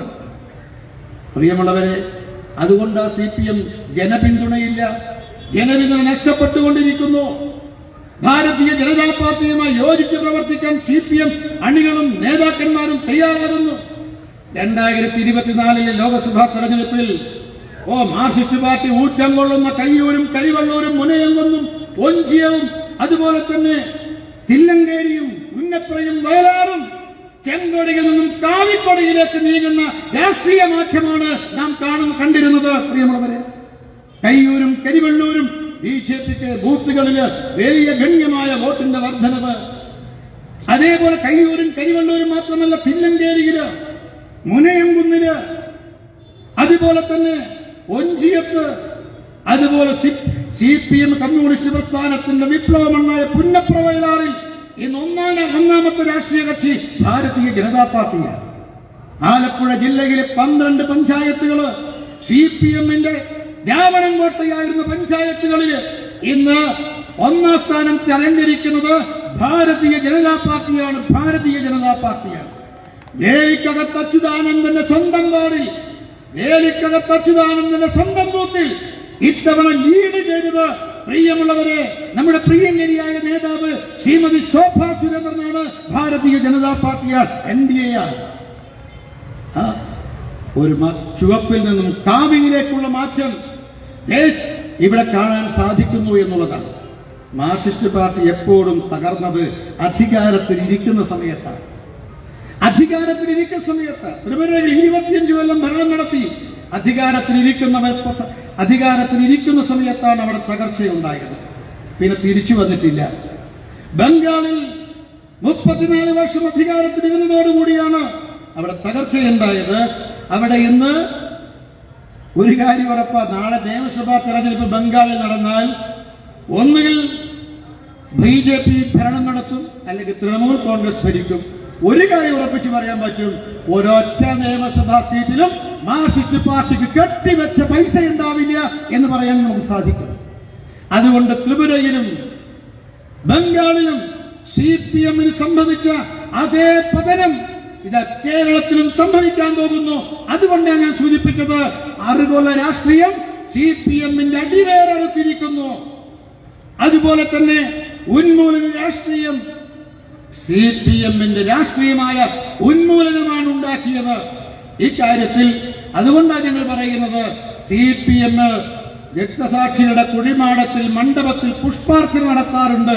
ഇനി കേരളത്തിൽ പുഷ്പാർച്ചന നടത്തേണ്ടി വരുന്നത് CPM-ന്റെ മണ്ഡപത്തിലായിരിക്കും എന്ന കാര്യത്തിൽ സംശയമില്ല.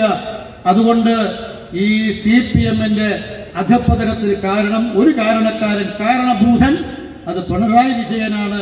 CPM-ന് ശവക്കല്ലറ പണിയാൻ കാലം കരുതി വെച്ച നേതാവായിട്ട് പിണറായി വിജയൻ മാറി എന്ന് സൂചിപ്പിക്കുക.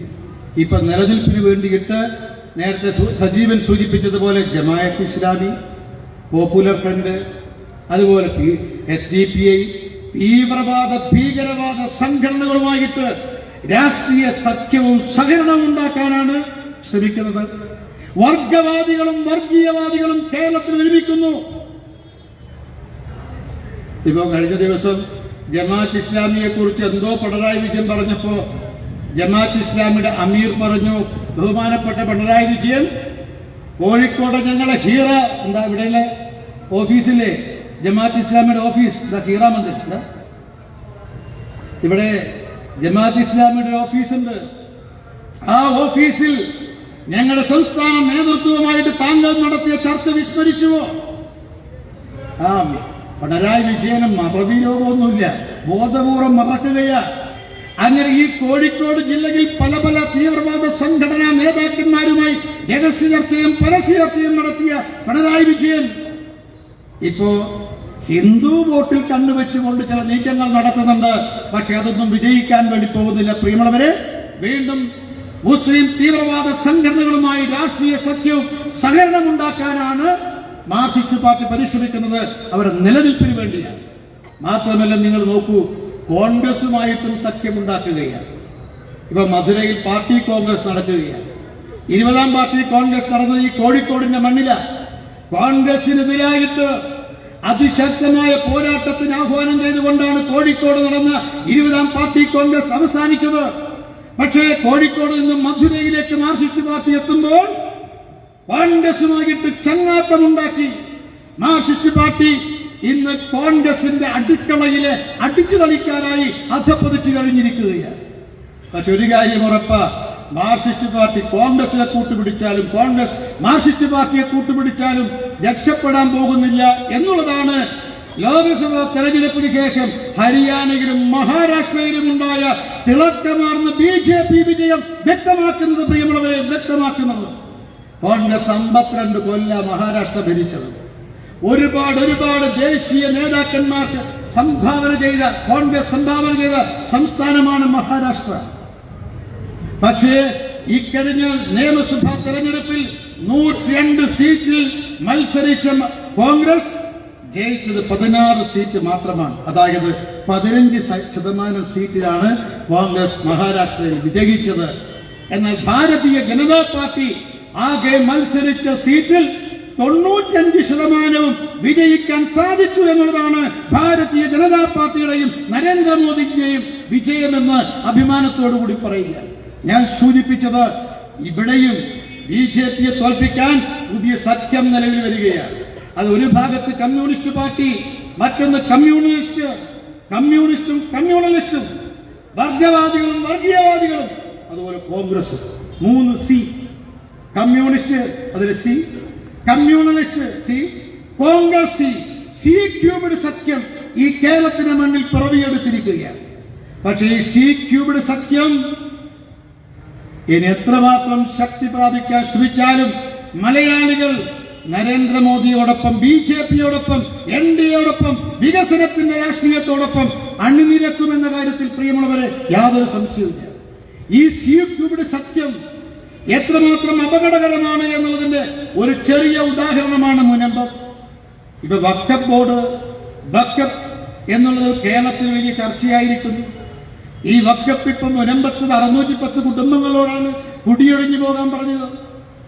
ഞങ്ങളൊക്കെ വയനാട്ടിലെ തലപ്പുഴയില് പോയിരുന്നു, ഞങ്ങളൊക്കെ രാജനും പത്മനാഭനും ഒക്കെ പോയിരുന്നു. അവിടെ തലപ്പുഴയില് 5.5 ഏക്കർ ഭൂമിയിലെ പാവപ്പെട്ട കർഷകരോട് വഖഫ് ബോർഡ് പറഞ്ഞിരിക്കുന്നു കുടിയിറങ്ങണം. അതുപോലെ ചെല്ലാനത്ത് കുടിയിറങ്ങാൻ പറഞ്ഞിരിക്കുന്നു. ചാവക്കാട് പാവപ്പെട്ട മത്സ്യത്തൊഴിലാളികളോട് പാവപ്പെട്ട ആളുകളോട് കുടിയിറങ്ങാൻ പറഞ്ഞിരിക്കുന്നു. അങ്ങനെ കുടിയിറക്ക് കേരളമാകെ വ്യാപിപ്പിക്കാൻ പോവുകയാണ്. ഈ ഞങ്ങൾ പറയുന്നു വഖഫ് ബോർഡിന്റെ കുടിയിറക്ക്, ഈ വഖഫ് ബോർഡ് കുടിയിറക്കാൻ ശ്രമിക്കുന്നതിന് പിന്നിൽ ഒരു തീവ്രവാദ പ്രവർത്തനം ഉണ്ടോ എന്ന് ഞങ്ങൾ സംശയിക്കുകയാണ്. ഇത് കേവലം പാവപ്പെട്ടവരെ, അത് ഹിന്ദുക്കളായാലും ക്രിസ്ത്യാനികളായാലും അവരെ പിറന്ന മണ്ണിൽ നിന്ന് കുടിയിറക്കുക മാത്രമല്ല, ഇത് മറ്റൊരു തീവ്രവാദമാണോ എന്ന് ഭാരതീയ ജനതാ പാർട്ടി സംശയിക്കുകയാണ്.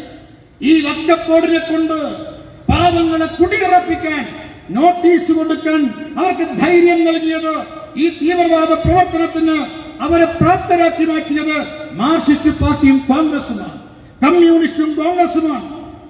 അതുകൊണ്ട് പ്രിയമുള്ള ഞങ്ങൾ പറഞ്ഞത്, എന്താണ് കമ്മ്യൂണിസ്റ്റും കോൺഗ്രസും ഈ കേരളത്തിന് മണ്ണിൽ ഒരുമിച്ച് ചേർന്നാൽ ഉണ്ടാകാൻ പോകുന്നത് എന്നുള്ളതിന് ഉത്തമ ഉദാഹരണമാണ് മുനമ്പം ബോധ്യപ്പെടുത്തുന്നത്. അതുപോലെ തലപ്പുഴ ബോധ്യപ്പെടുത്തുന്നത്, കണ്ണൂരിൽ തളിപ്പറമ്പ് ബോധ്യപ്പെടുത്തുന്നത്, തൃശ്ശൂരിലെ ചെല്ലാനം ബോധ്യപ്പെടുത്തുന്നത്. ഇതൊരു പുതിയ അപകടമാണ്. നിങ്ങൾ നോക്കൂ, 9 ലക്ഷം ഹെക്ടർ ഭൂമി ഇപ്പൊ തന്നെ വഖഫ് ബോർഡിനുണ്ട്. വീണ്ടും പാവങ്ങളെ കുടിയിറക്കാൻ ശ്രമിക്കുകയാണ്. അതുകൊണ്ട് മാത്രമല്ല, ഈ കുടിയിറക്കിന് പ്രേരണയും പ്രചോദനം നൽകുകയാണ് സംയുക്ത പ്രമേയത്തിലൂടെ UDF-ഉം LDF-ഉം നിയമസഭയിൽ ചെയ്തത്. പാവങ്ങളെ പിറന്ന മണ്ണിൽ നിന്ന് കുടിയിറക്കാൻ വഖഫ് ബോർഡിനെ പ്രേരിപ്പിച്ചത് ആ വഖഫ് നിയമമാണ്. ആ നിയമത്തിൽ പാവപ്പെട്ടവനെ കുടിയിറക്കുന്ന വഖഫ് നിയമത്തിന്റെ ഒരു വരി പോലും മാറ്റാൻ പാടില്ല എന്നാണ് സംയുക്ത പ്രമേയത്തിലൂടെ പിണറായി വിജയനും VD സതീശനും സംയുക്തമായി ആവശ്യപ്പെട്ടത്. പക്ഷെ ഒരു കാര്യം ഞങ്ങൾ പറയുന്നു, ഞാൻ ഓർക്കണം, ഇതൊരാദ്യ സൂചന മാത്രമാണ്.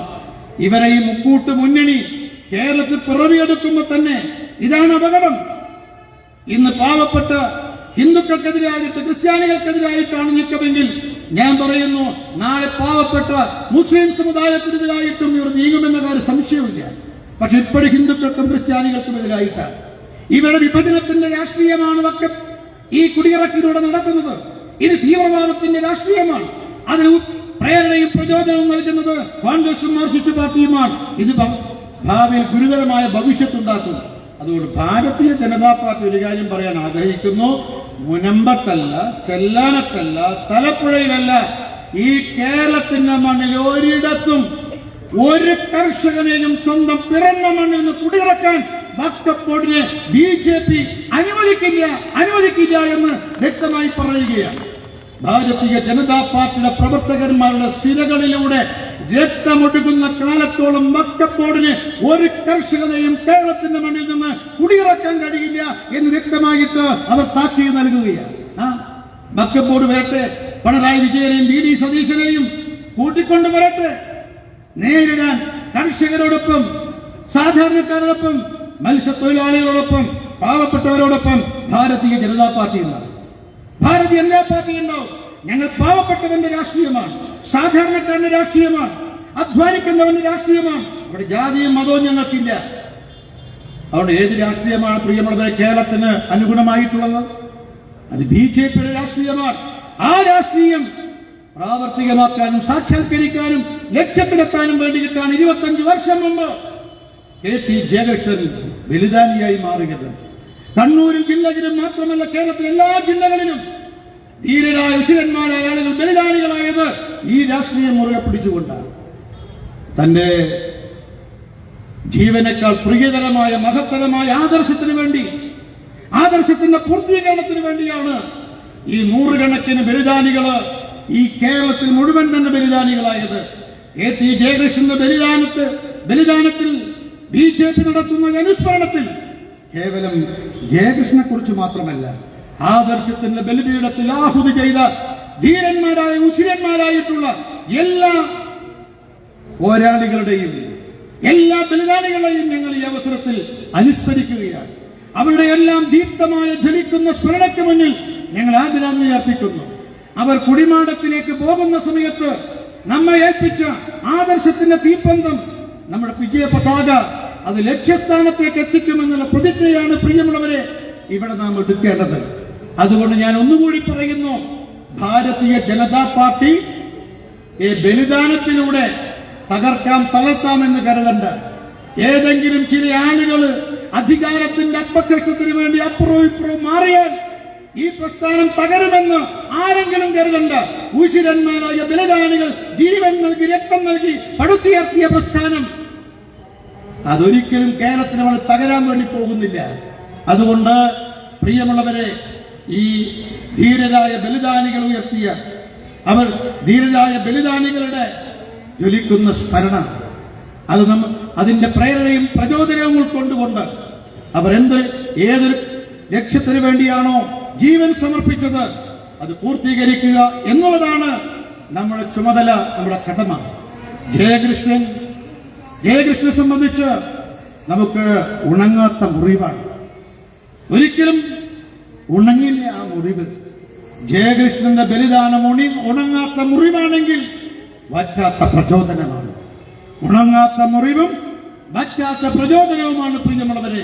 അതുകൊണ്ട് കൂടുതൽ ശക്തിയോടുകൂടിയിട്ട് നാം ഉയർത്തിപ്പിടിക്കുന്ന രാഷ്ട്രീയത്തിന്റെ പൂർത്തീകരണത്തിന് വേണ്ടി 2025 നടക്കുന്ന പ്രാദേശിക തെരഞ്ഞെടുപ്പും 2026 നടക്കുന്ന നിയമസഭാ തെരഞ്ഞെടുപ്പിനും ഉജ്ജ്വലമായ വിജയം കരസ്ഥമാക്കാൻ നമുക്ക് ഇത്തരം ബലിദാനികളുടെ ഉജ്ജ്വലമായ സ്മരണകൾ പ്രേരണയാവട്ടെ, പ്രചോദനമാകട്ടെ, ഇന്ധനമാകട്ടെ എന്ന് മാത്രം ആശംസിച്ചുകൊണ്ട് KT ജയകൃഷ്ണൻ ഉൾപ്പെടെയുള്ള എല്ലാ ബലിദാനികളുടെയും ദീപ്തമായ സ്മരണയ്ക്ക് മുന്നിൽ ഒരിക്കൽ കൂടി ആദരാഞ്ജലികൾ അർപ്പിച്ചുകൊണ്ട് BJPയുടെ കോഴിക്കോട് ജില്ലാ ഘടകം സംഘടിപ്പിച്ച KT ജയകൃഷ്ണൻ അനുസ്മരണ സമ്മേളനം നിങ്ങൾ എല്ലാവരുടെയും അനുവാദത്തോടും അനുമതിയോടും കൂടി ഔപചാരികമായി ഉദ്ഘാടനം ചെയ്തതായി പ്രഖ്യാപിച്ചുകൊണ്ട് എന്റെ പ്രസംഗം ശ്രമിച്ച നിങ്ങൾക്ക് എല്ലാവർക്കും അക്കൈതവുമായി നന്ദി പ്രകടിപ്പിച്ചുകൊണ്ട് എന്റെ വാക്കുകൾക്ക് ഇവിടെ വിരാമപ്പെടുന്നു. നിങ്ങൾക്ക് നമസ്കാരം. വന്ദേ മാതരം. ബോലോ ഭാരത് മാതാ കീ. Thank you Krishnadas ji. വേദിയിൽ ഇനി മുഖ്യ ഭാഷണത്തിനായി സംസ്ഥാന ഉപാധ്യക്ഷൻ ശ്രീ VV രാജൻ അവർകളെ സാദരം ക്ഷണിക്കുന്നു.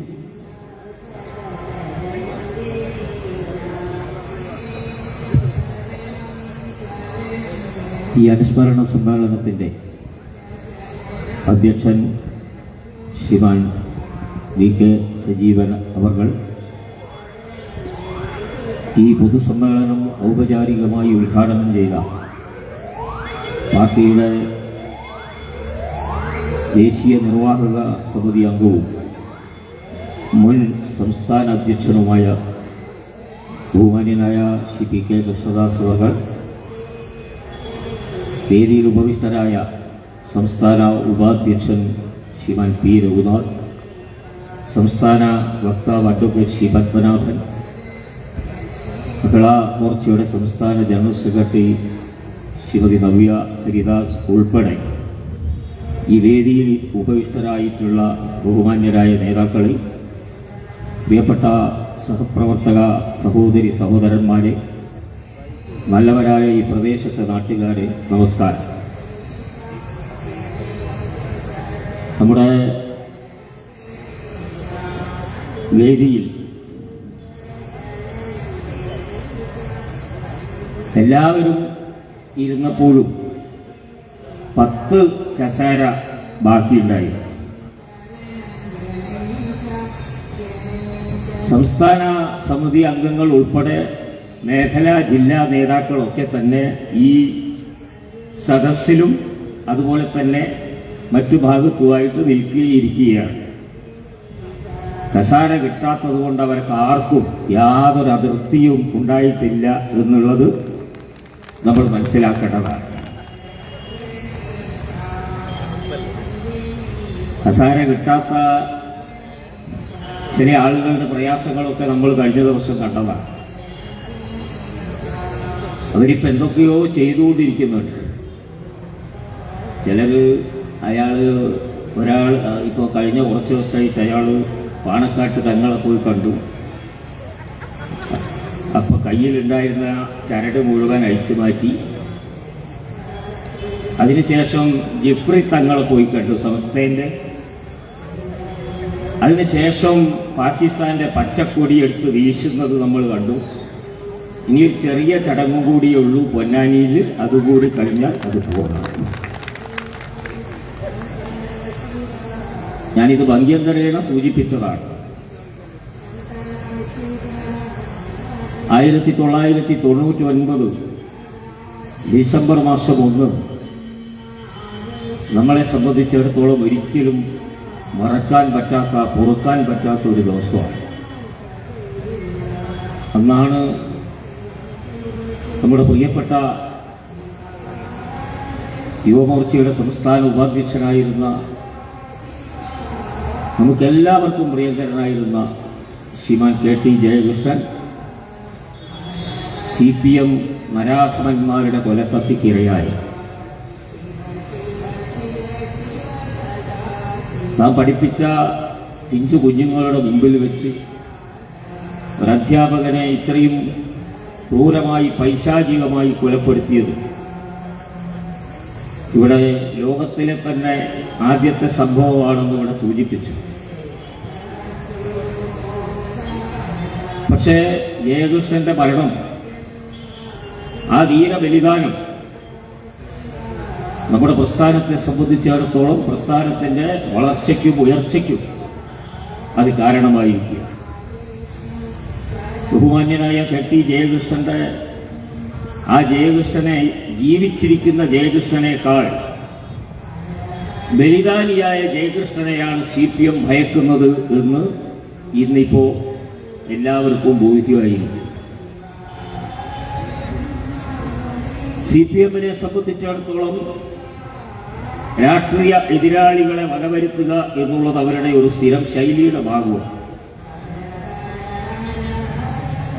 ഒട്ടനവധി BJP RSS സംഘപരിവാർ പ്രസ്ഥാനത്തിലെ ചെറുപ്പക്കാരെയും അല്ലാത്തവരെയും ഒക്കെ അവർ കൊലപ്പെടുത്തി കഴിഞ്ഞു. ആയുധങ്ങൾ കൊണ്ട് കൊലപ്പെടുത്തുക എന്നുള്ളത് മാത്രമല്ല, ഇപ്പൊ കഴിഞ്ഞ കുറച്ചായിട്ട് നമുക്കറിയാം നാക്കുകൊണ്ടും കൊലപ്പെടുത്തുന്ന അവസ്ഥ അത് നമ്മൾ കണ്ടുകൊണ്ടിരിക്കുകയാണ്. കഴിഞ്ഞ ദിവസം കണ്ണൂരിലെ ADM ആയിരുന്ന നവീൻ ബാബുവിനെ കൊലപ്പെടുത്തിയത് നാക്കുകൊണ്ടാണ്, ആയുധമെടുത്തിട്ടല്ല. ആ പാവപ്പെട്ട മനുഷ്യനെ ഒരു പൊതുവേദിയിൽ അപമാനിച്ചു, വലിഞ്ഞു കയറി വന്നു. അതാണ് രസം. യാത്രയയപ്പ് സമ്മേളനത്തിലേക്ക് ക്ഷണിക്കാതെ ഒരു ജില്ലാ പഞ്ചായത്ത് പ്രസിഡന്റ് വലിഞ്ഞു കയറി വന്നു. അദ്ദേഹത്തെ ആ യോഗത്തിൽ വെച്ച് അപമാനിച്ചു.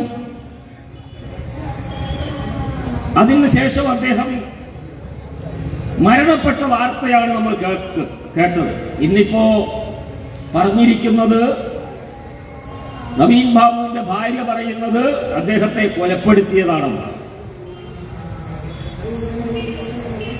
ആയുധമെടുത്ത് മാത്രമല്ല, നാക്കുകൊണ്ടും കൊലപ്പെടുത്തുന്ന ഒരു പാർട്ടിയായി CPM മാറുകയാണ്.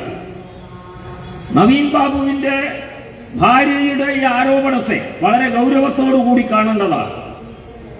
കാരണം അവർ അദ്ദേഹത്തെ കൊലപ്പെടുത്തിയതാണ് എന്ന് വളരെ വ്യക്തമായി അവർ വിശ്വസിക്കുന്നു. ജനങ്ങൾ മുഴുവൻ അത് വിശ്വസിക്കുന്നു.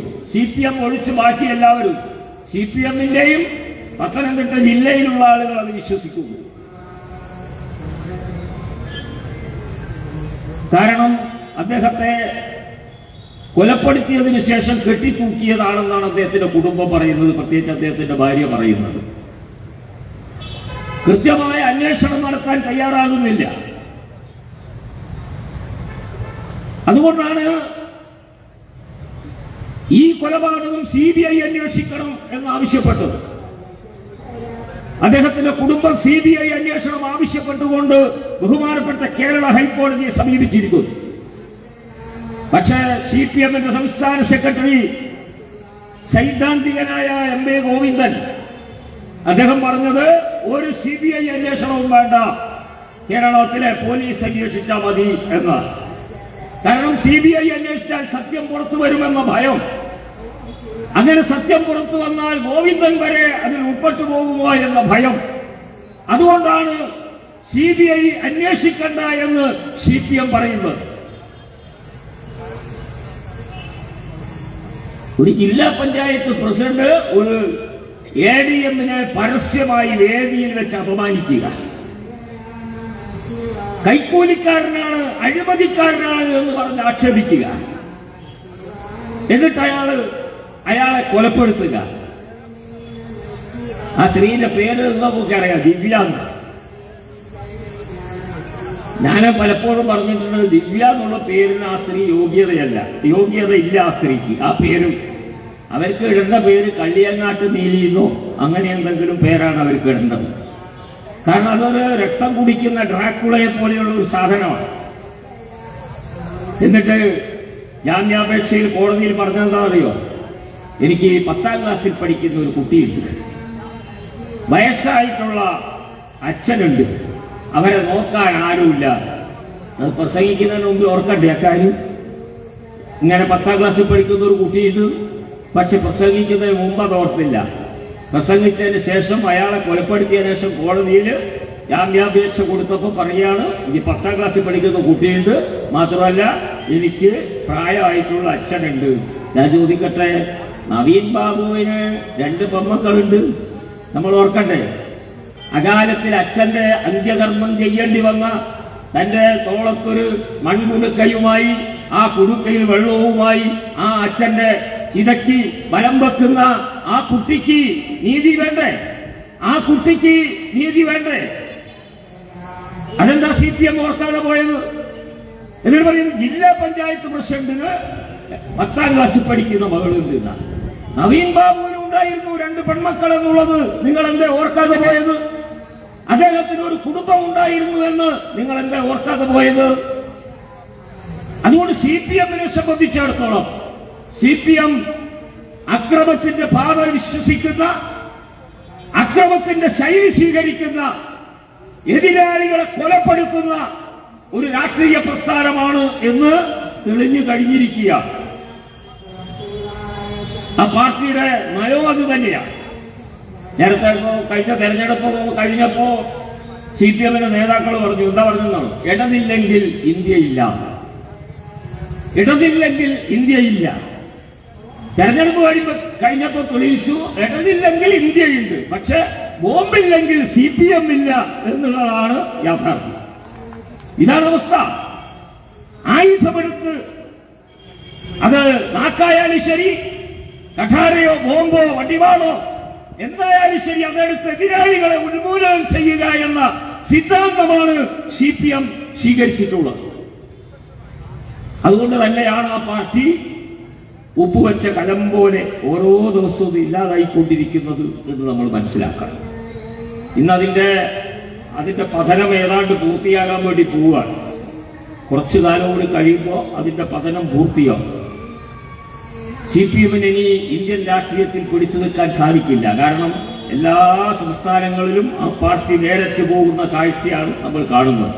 ഇവിടെ നേരത്തെ സൂചിപ്പിച്ചല്ലോ, CPM-ന്റെ ഒരു MLA രാജസ്ഥാനിൽ നിന്നാണ് എന്ന് പറഞ്ഞു. പക്ഷേ ന്യൂസ് ശരിയാണോ എന്ന് എനിക്കറിയില്ല, പുറത്തേക്ക് വന്നിക്കോ എന്ന് എനിക്കറിയില്ല. ആ MLA-യും BJP-യിൽ ചേർന്നു എന്നാണ് നമുക്ക് കിട്ടിയിട്ടുള്ള ഒരു വിവരം. അതുകൊണ്ട് CPM-നെ സംബന്ധിച്ചിടത്തോളം CPM-ന്റെ എല്ലാ നേതാക്കളും അങ്ങനെ BJP-യിലേക്ക് വരുന്ന കാഴ്ച നമുക്ക് പല സ്ഥലത്തും കാണുന്നു. ഇന്നലെ നമ്മൾ കണ്ടു, സംസ്ഥാന കമ്മിറ്റിയിൽ വെച്ചിട്ട് നമ്മുടെ ആലപ്പുഴയിലുള്ള CPM-ന്റെ ജില്ലാ പഞ്ചായത്ത് പ്രസിഡന്റായിരുന്ന, ഇപ്പോഴും ജില്ലാ പഞ്ചായത്ത് മെമ്പറായിട്ടുള്ള ഒരാൾ BJP-യിലേക്ക് കടന്നു വന്നിരിക്കുന്നു. BJP അംഗത്വം അഖിലേന്ത്യാ ജനറൽ സെക്രട്ടറിയിൽ നിന്ന് സ്വീകരിച്ചിരിക്കുന്നു. ഞാൻ സൂചിപ്പിച്ചു വന്നത്, ഈ അക്രമ രാഷ്ട്രീയം കൈമുതലാക്കിയിട്ടുള്ള CPM-നെ സംബന്ധിച്ചിടത്തോളം ആ പ്രസ്ഥാനത്തിന്റെ അന്ത്യകൂദാശ കർമ്മം അതിവിദൂരമല്ലാത്ത ഭാവിയിൽ നമ്മുടെ രാജ്യത്ത് സംഭവിക്കാൻ പോകുന്നു എന്നുള്ളതാണ്. പ്രിയപ്പെട്ടവരെ, കൊലപാതകം കൊണ്ട് അധികകാലം പിടിച്ചു നിൽക്കാൻ സാധിക്കില്ല. ഇവിടെ ഞാൻ അതിന്റെ വിശദാംശങ്ങളിൽ പോകുന്നില്ല. ശ്രീ കൃഷ്ണദാസ് ആ കാര്യങ്ങളെ സംബന്ധിച്ച് വളരെ വിശദമായി തന്നെ പ്രതിപാദിച്ചിട്ടുണ്ട്. ഇത് പിടിച്ചു നിൽക്കാൻ സാധിക്കുന്നില്ല. ഇപ്പൊ കഴിഞ്ഞ ദിവസം ഗോവിന്ദ മാസ്റ്ററുടെ ഒരു പ്രസംഗം നമ്മളൊക്കെ അത് സോഷ്യൽ മീഡിയയിൽ കൂടെ എങ്ങനെ കേട്ടു. എന്താ പ്രസംഗം എന്നറിയോ? നമ്മുടെ കേരളത്തില് തൊഴിലില്ലായ്മ പരിഹരിക്കാൻ വേണ്ടി പോവുകയാണ്. എന്താ കാരണം?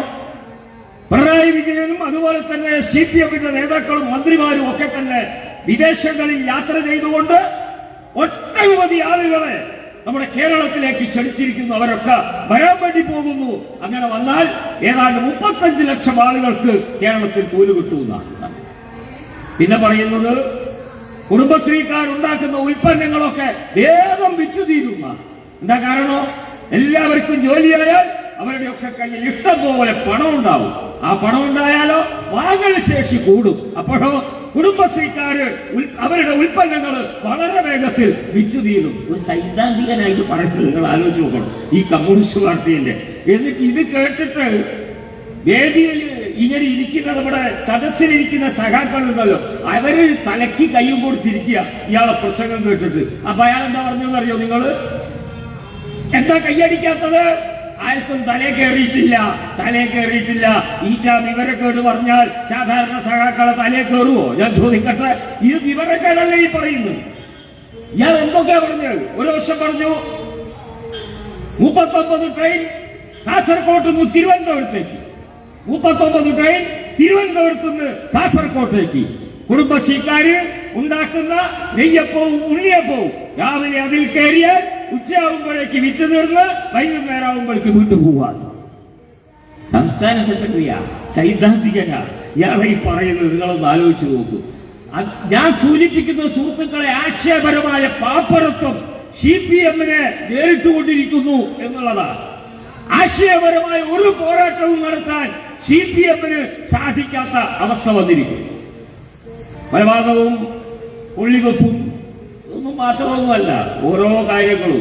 ഇപ്പോ നിങ്ങൾ കേരളത്തിലെ വാർത്തകളൊന്നും എടുത്ത് പരിശോധിച്ചോ, പത്രമാധ്യമങ്ങളിലും ദൃശ്യമാധ്യമങ്ങളിലും ഒക്കെ വരുന്ന വാർത്ത, സകല പോക്സോ കേസിലെ പ്രതികൾ CPM-ന്റെ ഏരിയ സെക്രട്ടറിയും ജില്ലാ സെക്രട്ടറിയും ബ്രാഞ്ച് സെക്രട്ടറിയും ഒക്കെയാണ്. എവിടെ എടുത്തു നിങ്ങൾ പരിശോധിച്ചോ? ജില്ലാ നേതാക്കന്മാര്, ലോക്കൽ നേതാക്കന്മാര്, ഏരിയ നേതാക്കന്മാര്, ഈ തരത്തിലുള്ള നേതാക്കന്മാര് ഈ കേസുകളിൽ പ്രതികളാവുക. ഇപ്പൊ ലോക്കൽ കമ്മിറ്റിയിലൊക്കെ തെരഞ്ഞെടുപ്പും കാര്യമൊക്കെ നടക്കുക. അതിന്റെ കാര്യങ്ങളൊക്കെ ഇപ്പോൾ റിപ്പോർട്ട് ചെയ്തുകൊണ്ടിരിക്കുന്നുണ്ട്. ഞാൻ അതിലേക്കൊന്നും പോകുന്നില്ല. പക്ഷെ കമ്മ്യൂണിസ്റ്റുകാരോടൊരു അഭ്യർത്ഥനയുള്ളത്, നിങ്ങളൊരു കാര്യം ചെയ്യണം, ഈ ബ്രാഞ്ച് സെക്രട്ടറിയും ലോക്കൽ സെക്രട്ടറിയും ഏരിയ സെക്രട്ടറിക്ക് ആകുന്നവരെ ഒരു കൊല്ലം ഒരു പരിശീലനത്തിന് അയക്കണം. ഒന്നുകിൽ കോവളം കടപ്പുറത്തേക്ക് അയക്കുക, അല്ലെങ്കിൽ ഗോവയിലേക്ക് അയക്കുക. ഇത് കാര്യങ്ങളൊക്കെ ഒന്ന് ഏതാണ്ട് തീരുമാനമായിട്ട് ഓരോ കൂട്ട് വന്നോട്ടെ, എന്നിട്ട് അയപ്പിച്ചാൽ മതി. എന്നാൽ നാട്ടുകാർ രക്ഷപ്പെടുമെന്നാണ് എനിക്ക് കമ്മ്യൂണിസ്റ്റുകാരോട് പറയാനുള്ളത്. ഇത്ര വൃത്തികെട്ട ഒരവസ്ഥ ഞാൻ ചോദിക്കട്ടെ, ഇതിനു മുമ്പ് CPM-നെ സംബന്ധിച്ചിടത്തോളം അപജയത്തിലേക്കാണ് പാർട്ടി നീങ്ങുന്നത് എന്നുള്ളതിന്റെ വ്യക്തമായിട്ടുള്ള സൂചനയാണ് പ്രിയപ്പെട്ടവര് നമുക്ക് കാണാൻ വേണ്ടി സാധിക്കുന്നത്. ഇതാണ് കേരളത്തിലെ അവസ്ഥ. ഭരണരംഗത്ത് ഇതുപോലെ പരാജയപ്പെട്ട ഒരവസ്ഥ ഇതിനു മുമ്പുണ്ടായിട്ടില്ല. ഇവിടെ പറഞ്ഞല്ലോ, തെരഞ്ഞെടുപ്പുകൾ വരുമ്പോഴൊക്കെ തന്നെ മതമൗലികവാദികളെ കൂട്ടുപിടിച്ചുകൊണ്ട് തെരഞ്ഞെടുപ്പിനെ നേരിടുക, എന്നിട്ട് അതിനെ സൈദ്ധാന്തികമായ ഭാഷയിൽ ന്യായീകരിക്കുക. ഇതാണ് CPM-ന്റെ സ്ഥിരം പരിപാടി.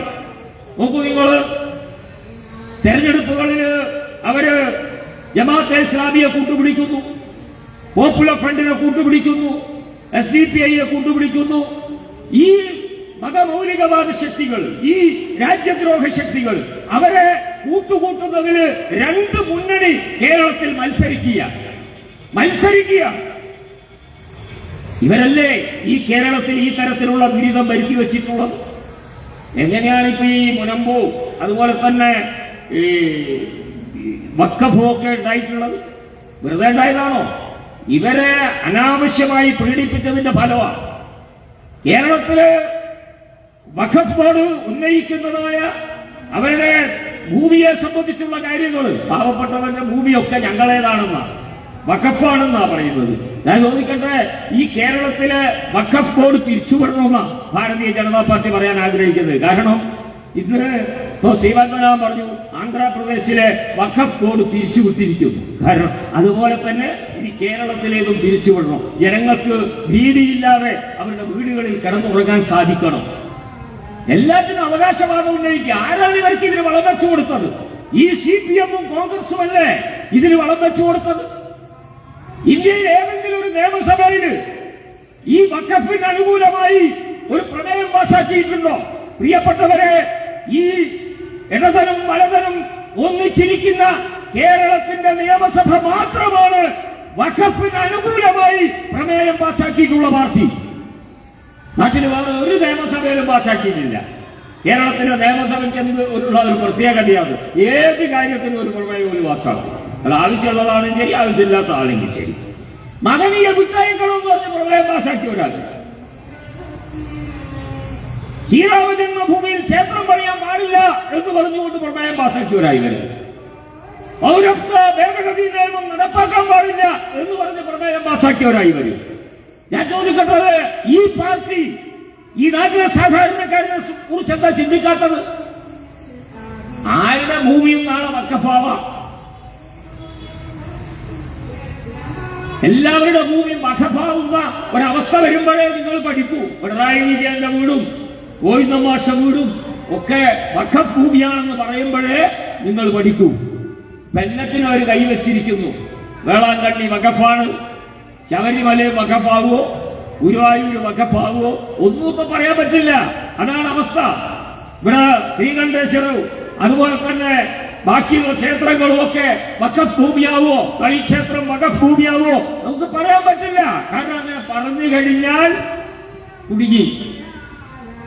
എന്റെ ഭൂമി വഖഫാണ് എന്ന് പറഞ്ഞു കഴിഞ്ഞാൽ വഖഫാർക്ക് ഒരു പ്രശ്നമല്ലോ, ഒക്കെ പറഞ്ഞാൽ മതി. അതല്ലാന്ന് തെളിയിക്കാൻ പോകുന്നത് ഞാൻ തെളിയിക്കണം ഇത് വഖഫിന്റേതല്ലാന്ന്. ഇതാണ് അവസ്ഥ. ഇത്തരത്തിലുള്ള കാണൻ നിയമമാണ് നമ്മുടെ നാട്ടില് നിലനിൽക്കുന്നത്, ഈ സംസ്ഥാനത്ത് നിലനിൽക്കുന്നത്. അതിലൊരു ഭേദഗതി കൊണ്ടുവരാൻ വേണ്ടി കേന്ദ്രം ശ്രമിച്ചപ്പോ അതിനെതിരെ പ്രവർത്തിക്കുന്ന പാർട്ടി അത് CPM-ഉം കോൺഗ്രസുമാണ്. അല്ലേ? നിങ്ങൾ ആലോചിച്ചു. ഈ സമ്മേളനത്തിൽ പാസ്സാക്കണമെന്ന് വിചാരിച്ചതാ. ജോയിന്റ് പാർലമെന്റ് കമ്മിറ്റിക്ക് വിട്ടു. ആ പാർലമെന്റ് കമ്മിറ്റി പഠിച്ചു. റിപ്പോർട്ട് കൊടുക്കാൻ വേണ്ടി തയ്യാറായപ്പോ ഈ നാണം കെട്ട കോൺഗ്രസും CPM-ഉം ഈ നാട്ടിലെ പ്രതിപക്ഷ പാർട്ടികൾ ഇന്ത്യ സഖ്യം, ആ സഖ്യം അനുവദിക്കില്ല എന്നാ പറയുന്നത്. പക്ഷെ ഒരു കാര്യം, കുറച്ച് സമയം കൂടി JPC-ക്ക് കൊടുത്തിരിക്കുകയാണ്. ഒരു കാര്യത്തിൽ യാതൊരു സംശയവുമില്ല, ആരെതിർത്താലും വഖഫ് ഭേദഗതി നിയമം ഇന്ത്യൻ പാർലമെന്റിൽ പാസ്സാക്കുമെന്ന കാര്യത്തിൽ യാതൊരു സംശയവും വേണ്ട. അത് പാസ്സാക്കുക തന്നെ ചെയ്യും. അതുകൊണ്ട് സുഹൃത്തുക്കളെ, നമ്മൾ മനസ്സിലാക്കേണ്ടത് ഈ രാജ്യത്ത് മതമൗലികവാദ ശക്തികളെ, ഈ മുസ്ലിം ഭീകരവാദികളെ ഈ രാജ്യത്ത് താരാട്ടി പാലൂട്ടി വളർത്തിക്കൊണ്ടുവന്നത് ഈ CPM-ഉം കോൺഗ്രസുമാണ് എന്ന് അടിവരയിട്ട് പറയാൻ നമുക്ക് സാധിക്കും. അതാണ് അവരുടെ രീതി. അതുകൊണ്ട് ഈ രണ്ട് മുന്നണികളെ കേരളത്തിന്റെ മണ്ണിൽ തൂത്തെറിയാതെ നമുക്ക് രക്ഷയില്ല. ഇടതുപക്ഷ മുന്നണിയും ഐക്യ ജനാധിപത്യ മുന്നണിയും അത് കൂടാതെ ഒരു മുന്നണിയുണ്ട് എന്നാണ് സംസ്ഥാന അധ്യക്ഷൻ പറഞ്ഞത്. അത് മാധ്യമ മുന്നണിയാണ്. എല്ലാവരും കൂടി ചേർന്നിട്ടാണ് ഇപ്പൊ നമ്മളെ 3 മുന്നണിയുടെ അക്രമം. നമ്മൾ ഒറ്റയ്ക്കാ, അഭിമന്യുവിനെ പോലെ ഒറ്റയ്ക്ക് പോരാടുകയാണല്ലോ. കാരണം 3 മുന്നണികളാണ് നമ്മളെ വളഞ്ഞിരിക്കുന്നത്. ഈ 3 മുന്നണികളും നമ്മളെ ഇല്ലാതാക്കാൻ വേണ്ടിയുള്ള ശ്രമം നടത്തുക. അതുകൊണ്ട് എന്തൊക്കെയാ ഓരോ ദിവസവും പടച്ചുവിടുന്ന വാർത്ത. BJP-യുടെ സംസ്ഥാന അധ്യക്ഷനെ തീരുമാനിക്കുന്നത് അത് ചാനലുകാരാണ്. ഓല് തീരുമാനിക്കുക ആരാണ്. അഖിലേന്ത്യാ നേതൃത്വത്തിന് അതിലൊന്നും ഒരു പണിയില്ല എന്നാ, ഒക്കെ ഞാള് തീരുമാനിച്ചോളാം. ഇതാണ് മാധ്യമ മുന്നണിയുടെ അവസ്ഥ. ഇതാണ് കേരളത്തിലെ അവസ്ഥ. ഇത് മനസ്സിലാക്കാൻ നമുക്ക് സാധിക്കണം. ഞാൻ ചോദിക്കട്ടെ, എന്ത് ഇത്ര വലിയ കോലാഹലം എന്തിനാന്നാ നമ്മൾ മനസ്സിലാക്കുന്നത്? നിങ്ങൾക്ക് കാര്യം മനസ്സിലാക്കണോ? ഈ മാധ്യമക്കാരും മറ്റ് പാർട്ടിക്കാരും ഒക്കെ ഒന്ന് മനസ്സിലാക്കുന്നത് നല്ലതാണ്. 2 സീറ്റുമായി ഇന്ത്യൻ പാർലമെന്റിന്റെ മൂലയിൽ ഒതുങ്ങിയപ്പോ നിരാശപ്പെടാത്ത പാർട്ടിയാണ് ഭാരതീയ ജനതാ പാർട്ടി എന്നുള്ളത് നിങ്ങൾ മനസ്സിലാക്കണം. അവിടെ നിന്നാണ് ഒരു ഫിലിക്സ് പക്ഷിയെ പോലെ ഞങ്ങൾ ഉയർന്നു വന്നത് എന്ന യാഥാർത്ഥ്യം നിങ്ങൾ മനസ്സിലാക്കണം. അതുകൊണ്ട് നിങ്ങൾ ഞങ്ങളെ ഇങ്ങനെ നിരാശപ്പെടുത്താൻ നോക്കരുത്, ഞങ്ങളെ അങ്ങനെ ഭയപ്പെടുത്താനും നിങ്ങൾ നോക്കരുത്. ഇതാണ് ഞങ്ങൾ പറയാൻ ആഗ്രഹിക്കുന്നത്. ഞാൻ ചോദിക്കട്ടെ, ഏതെങ്കിലും ഒരു ഉപതെരഞ്ഞെടുപ്പിൽ BJPക്ക് വോട്ട് കൂടിയിട്ടുണ്ടോ? കേരളത്തിൽ ഉണ്ടോ? ബൈ ഇലക്ഷനിൽ ഉണ്ടോ? എന്നാൽ ഇത്തവണയൊന്നും ഉണ്ടായി. ചേലക്കരയിൽ 10,000 വോട്ടിന്റെ വർധനവ് ചേലക്കരയിൽ BJP സ്ഥാനാർത്ഥി ബാലകൃഷ്ണൻ ഉണ്ടായി. ഇപ്പുറത്ത് കുറഞ്ഞത് ഏതാണ്ട് 3,000 വോട്ടാ പാലക്കാട്ട് കുറഞ്ഞത്. അതിനാണ് മറുപടി. ബാക്കിയുള്ളവരതൊന്നും മറ്റുള്ളവരുടെ പരാജയത്തെ കുറിച്ചൊന്നും മറ്റുള്ളവരുടെ പ്രയാസങ്ങളെ കുറിച്ച് ഒന്നും ചിന്തിക്കുന്നില്ല. ഇവിടെ BJPയെ കുറിച്ചാണ് ചിന്തിക്കുന്നത്. എന്തൊരു സ്നേഹമെന്നറിയോ മാധ്യമങ്ങൾക്ക് നമ്മളോട്? BJP ഇങ്ങനെ ആവാൻ പാടില്ലായിരുന്നു എന്നാണ്. കാരണം അത്ര സ്നേഹമാണ് നമ്മളോട് ഈ മാധ്യമങ്ങൾക്ക്. ഞാൻ ചോദിക്കട്ടെ, മഹാരാഷ്ട്രയിലെ തെരഞ്ഞെടുപ്പ് ഫലം നിങ്ങൾ കണ്ടിരുന്നു? ഇതേ ഉപതെരഞ്ഞെടുപ്പ് ഫലം വന്നെന്ന് അന്ന് തന്നെയല്ലേ മഹാരാഷ്ട്രയിലെ ഫലം കേരളത്തിലെ ഏതെങ്കിലും ഒരു മാധ്യമങ്ങൾ ചർച്ച ചെയ്തോ? മഹാരാഷ്ട്രയിലെ ഈ വമ്പൻ വിജയം അവരുടെ നേതാക്കൾക്ക് പോലും ഉൾക്കൊള്ളാൻ സാധിക്കുന്നില്ല. ചെന്നിത്തല പറഞ്ഞു, എങ്ങനെ സംഭവിച്ചതെന്ന് എനിക്കറിയില്ല. KC വേണുഗോപാൽ പറഞ്ഞു, ഇങ്ങനെന്തോ ഒരു തോൽവി. എന്നിട്ടിപ്പോ വോട്ടിംഗ് മെഷീനെ കുറ്റം പറയുക. അവർ മുന്നിട്ടെന്നപ്പോ ഒക്കെ വോട്ടിംഗ് മെഷീൻ നല്ലതായിരുന്നു, പക്ഷെ പുറകോട്ട് പോയപ്പോ വോട്ടിംഗ് മെഷീൻ മോശമായി. ജാർഖണ്ഡിലെ വോട്ടിംഗ് മെഷീൻ വളരെ നല്ലതാണ്, പക്ഷേ മഹാരാഷ്ട്രയിലെ വോട്ടിംഗ് മെഷീൻ വളരെ മോശമാണ്. വയനാട്ടിലെ വോട്ടിംഗ് മെഷീൻ വളരെ നല്ലതാണ്. പാലക്കാട്ടെ മെഷീനും ഒരുവിധം കുഴപ്പമില്ല, പക്ഷേ മഹാരാഷ്ട്രയിലെ വോട്ടിംഗ് മെഷീൻ വളരെ മോശമാണ്. ഞാൻ ചോദിക്കട്ടെ, ഇത് അംഗീകരിക്കണോ നിങ്ങൾ? ഞാൻ ചോദിക്കട്ടെ, ഏത് യുഗത്തിലാണ് ജീവിക്കുന്നത് ഈ നാണംകെട്ട കോൺഗ്രസ്? ഇത് മനസ്സിലായിട്ടാണ് ഞാൻ ചോദിക്കുന്നത്. എന്നിട്ട് വോട്ടിംഗ് മെഷീൻ കുറ്റം പറയുക, പരാജയത്തിന്റെ പാഠം ഉൾക്കൊള്ളാൻ തയ്യാറാവുക. അതാണ് ഞങ്ങൾ പറയുന്നത്. നിങ്ങൾ പ്രധാനമന്ത്രി സ്ഥാനാർത്ഥിയെ ഉയർത്തി കാണിച്ചതുകൊണ്ട് വലിയ കാര്യമൊന്നുമില്ല. ഇതാർക്കും ഉയർത്തി കാണിക്കുക. പക്ഷേ പ്രധാനമന്ത്രിയാകാൻ ഞാൻ യോഗ്യനാണ് എന്ന് ഇനിയും അദ്ദേഹം ഒരുപാട് തെളിയിക്കേണ്ടിയിരിക്കുന്നു. കാരണം ഇപ്പോ അതിനായിട്ടില്ല എന്നുള്ളതേ ഞങ്ങൾ പറയാൻ ആഗ്രഹിക്കുന്നുള്ളൂ. രാഹുല് യോഗ്യനാണോ അല്ലയോ എന്ന് അയാൾ തന്നെ തെളിയിക്കട്ടെ. ഇനിയും തെളിയിക്കണം. വെറുതെ ഇടയ്ക്കിടയ്ക്ക് ഇങ്ങനെ നാട് വിട്ട് ഊർജം നേടാൻ പോരാ. ഇവിടെ നിന്നിട്ട് രാഷ്ട്രീയത്തിന്റെ ബാലപാഠം പഠിച്ച് ഞാൻ യോഗ്യനാണ് എന്ന് തെളിയിച്ച് നിങ്ങൾ വാ. ഇത് ജനാധിപത്യ രാജ്യമല്ലേ? നിങ്ങളെന്തിനാ ഭയപ്പെടുന്നത്? അതുകൊണ്ട് സുഹൃത്തുക്കളെ, ഭാരതീയ ജനതാ പാർട്ടിയുടെ മിന്നുന്ന ജയത്തെ, ദേശീയ ജനാധിപത്യ സഖ്യത്തിന്റെ മിന്നുന്ന വിജയത്തെ ആ മാധ്യമ മുന്നണിയും കേരളത്തിൽ നടത്തുന്നത് എന്ന യാഥാർത്ഥ്യം, ആ യാഥാർത്ഥ്യം നമ്മൾ തിരിച്ചറിയാം. അവരുടെ വലയിൽ പോയിട്ട് ദയവേറ്റ് നമ്മൾ വീഴരുത് എന്നാണ് എനിക്ക് സൂചിപ്പിക്കാനുള്ളത്. നമ്മൾ ഒറ്റക്കെട്ടായി മുന്നോട്ട് പോകും. നേരത്തെ ഇവിടെ സൂചിപ്പിച്ചതുപോലെ ഭാരതീയ ജനതാ പാർട്ടിയുടെ വിജയത്തിന്റെ നാളുകളാണ് ഇനി വരാൻ പോകുന്നത് എന്ന് നമ്മൾ മനസ്സിലാക്കുക. 2025 തദ്ദേശ സ്വയംഭരണ സ്ഥാപനങ്ങളുടെ തെരഞ്ഞെടുപ്പ് നിങ്ങൾ വാർഡെങ്ങനെ വേണം മൂർച്ചോ. ഇവിടെ ഇപ്പോ BJP ജയിക്കാതിരിക്കാൻ വേണ്ടി മുഴുവൻ വാർഡുകളും വെട്ടി മുറിച്ച് ചിഹ്ന ഭിന്നമാക്കിയിരിക്കുക. പക്ഷെ നിങ്ങൾ എങ്ങനെ വെട്ടി മുറിച്ചാലും ശരി, ഭാരതീയ ജനതാ പാർട്ടി 2025 തദ്ദേശ സ്വയംഭരണ സ്ഥാപനങ്ങളിലെ തെരഞ്ഞെടുപ്പിൽ വമ്പൻ വിജയം കേരളത്തിന്റെ മണ്ണിൽ നേടിയെടുക്കുമെന്ന കാര്യത്തിൽ സംശയിക്കണ്ട. അതേപോലെ തന്നെ 2026 നിയമസഭാ തെരഞ്ഞെടുപ്പിലും ഭാരതീയ ജനതാ പാർട്ടി വിജയത്തിന്റെ വെള്ളിക്കൊടി പാറിക്കും. അന്ന് ഈ മാധ്യമ സുഹൃത്തുക്കളൊക്കെ ഇവിടെ തന്നെ ഉണ്ടാകണം എന്നാണ് ഞങ്ങൾ അവരോട് സൂചിപ്പിക്കാൻ ആഗ്രഹിക്കുന്നത്. ഏതോ സിനിമയിൽ മോഹൻലാൽ ചോദിക്കുന്നില്ലേ, നിങ്ങൾ ഇവിടെ തന്നെയൊക്കെ ഉണ്ടാകുമല്ലോ. അതേപോലെ ഈ മാധ്യമങ്ങളോടും ഞങ്ങളുടെ രാഷ്ട്രീയ എതിരാളികളോടും നിങ്ങൾ ഇവിടെ തന്നെ ഉണ്ടാവണം എന്നാണ് ഞങ്ങൾ പറയാൻ ആഗ്രഹിക്കുന്നത്. പ്രിയപ്പെട്ടവരെ, നമ്മളെ സംബന്ധിച്ചിടത്തോളം ഇന്നത്തെ ദിവസം നമ്മളെ സംബന്ധിച്ചിടത്തോളം ഞാൻ നേരത്തെ സൂചിപ്പിച്ചതുപോലെ നമുക്ക് മറക്കാൻ സാധിക്കാത്ത, പൊറുക്കാൻ സാധിക്കാത്ത ദിവസമാണ്. വളർന്നു വന്ന ഒരു രാഷ്ട്രീയ നേതാവിനെ ഇല്ലായ്മ ചെയ്ത ദിവസമാണ്. അതുകൊണ്ട് തന്നെയാണ് ഇന്ന് കേരളത്തിന്റെ എല്ലാ ഭാഗങ്ങളിലും ശ്രീമാൻ ജയകൃഷ്ണൻ മാസ്റ്ററുടെ അനുസ്മരണ സമ്മേളനങ്ങൾ നടത്തിക്കൊണ്ട് അദ്ദേഹത്തിന്റെ ആ ആത്മാവിന് നിത്യശാന്തി ലഭിക്കണമെന്ന് പ്രാർത്ഥിക്കാനും അദ്ദേഹത്തിന്റെ ഛായാചിത്രത്തിന് മുമ്പിൽ പുഷ്പാർച്ചന നടത്താനും വേണ്ടി നമ്മൾ ഒരുമിച്ച് ചേർന്നിട്ടുള്ളത്. ഈ ബലിദാനം ഏകശ്വർ മാസ്റ്ററുടെ മാത്രമല്ല, ഈ കേരളത്തിന്റെ മണ്ണിൽ നടന്നിട്ടുള്ള നൂറുകണക്കിന് ബലിദാനങ്ങൾ ഞങ്ങൾ നേരത്തെ ഇവിടെ സൂചിപ്പിച്ചല്ലേ. ബലിദാനികളുടെ പ്രസ്ഥാനമാണ് BJP. ഡോക്ടർ ശ്യാമപ്രസാദ് മുഖർജിയും ദീനദയാൽ ഉപാധ്യായയും ഉൾപ്പെടെ ഏറ്റവും KT ജയകൃഷ്ണൻ ഉൾപ്പെടെ അങ്ങ് അവസാനം അവിടെ കൊല്ലപ്പെട്ട രഞ്ജിത് ശ്രീനിവാസൻ വരെയുള്ള ആളുകളെ സംബന്ധിച്ചിടത്തോളം അവരൊക്കെ തന്നെ ബലിദാനികളായത് ഈ മഹത്തായ ആദർശത്തിന് വേണ്ടിയാണ് എന്ന് മനസ്സിലാക്കാൻ നമുക്ക് സാധിക്കണം. ആദർശമാണ് നമ്മളെ മുന്നോട്ട് നയിക്കുന്നത്. ഭാരതീയ ജനതാ പാർട്ടി എന്ന് പറയുന്ന പ്രസ്ഥാനം വ്യക്തിയാധിഷ്ഠിതമായ ഒരു രാഷ്ട്രീയ പ്രസ്ഥാനമല്ല, അത് ആദർശാധിഷ്ഠിതമായ രാഷ്ട്രീയ പ്രസ്ഥാനമാണ് എന്ന് ചിന്തിച്ചുകൊണ്ട് മുന്നോട്ട് പോകാൻ നമുക്ക് എല്ലാവർക്കും ഈ ഒരു ദിവസം നമുക്ക് പ്രതിജ്ഞയെടുക്കാം. അങ്ങനെ പ്രതിജ്ഞയെടുത്തുകൊണ്ട് ഭാരതീയ ജനതാ പാർട്ടിയെ കേരളത്തിന്റെ മണ്ണിൽ ഒരു വലിയ വട്ടവൃക്ഷമായി വളർത്തിക്കൊണ്ടുവരുന്നതിന് വേണ്ടിയുള്ള പരിശ്രമങ്ങൾ നമ്മുടെ ഭാഗത്തുനിന്ന് ഉണ്ടാവണമെന്ന് മാത്രം വിനയപുരസ്സരം അഭ്യർത്ഥിച്ചുകൊണ്ട് എന്നെ ശ്രമിച്ച നിങ്ങൾക്ക് ഏവർക്കും ഹൃദ്യമായ നന്ദി പ്രകാശിപ്പിച്ചുകൊണ്ട് ഞാൻ എന്റെ വാക്കുകൾ ഉപസംഹരിക്കുന്നു. നിങ്ങൾക്ക് നമസ്കാരം. വന്ദേ മാതരം.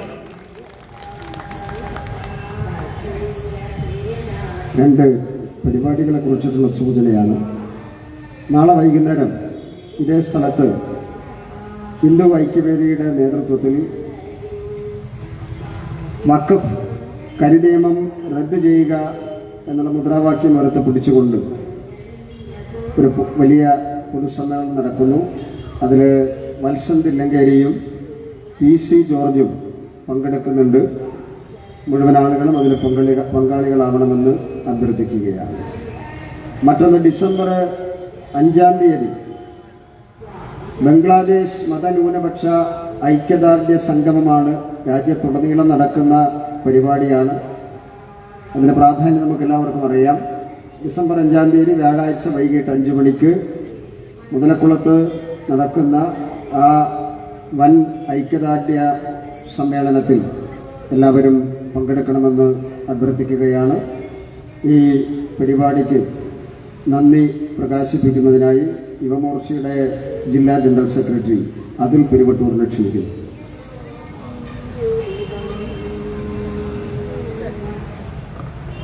ഈ യോഗത്തിന്റെ ഉദ്ഘാടകൻ PK കൃഷ്ണദാസ് ജി, ഈ യോഗ അധ്യക്ഷൻ PK സജീവൻ ജി, മറ്റ് ജില്ലാ സംസ്ഥാന നേതാക്കൾക്കും ഈ യോഗത്തിൽ പങ്കെടുത്ത മുഴുവൻ പ്രവർത്തകർക്കും ഒറ്റവാക്കിൽ നന്ദി രേഖപ്പെടുത്തുന്നു.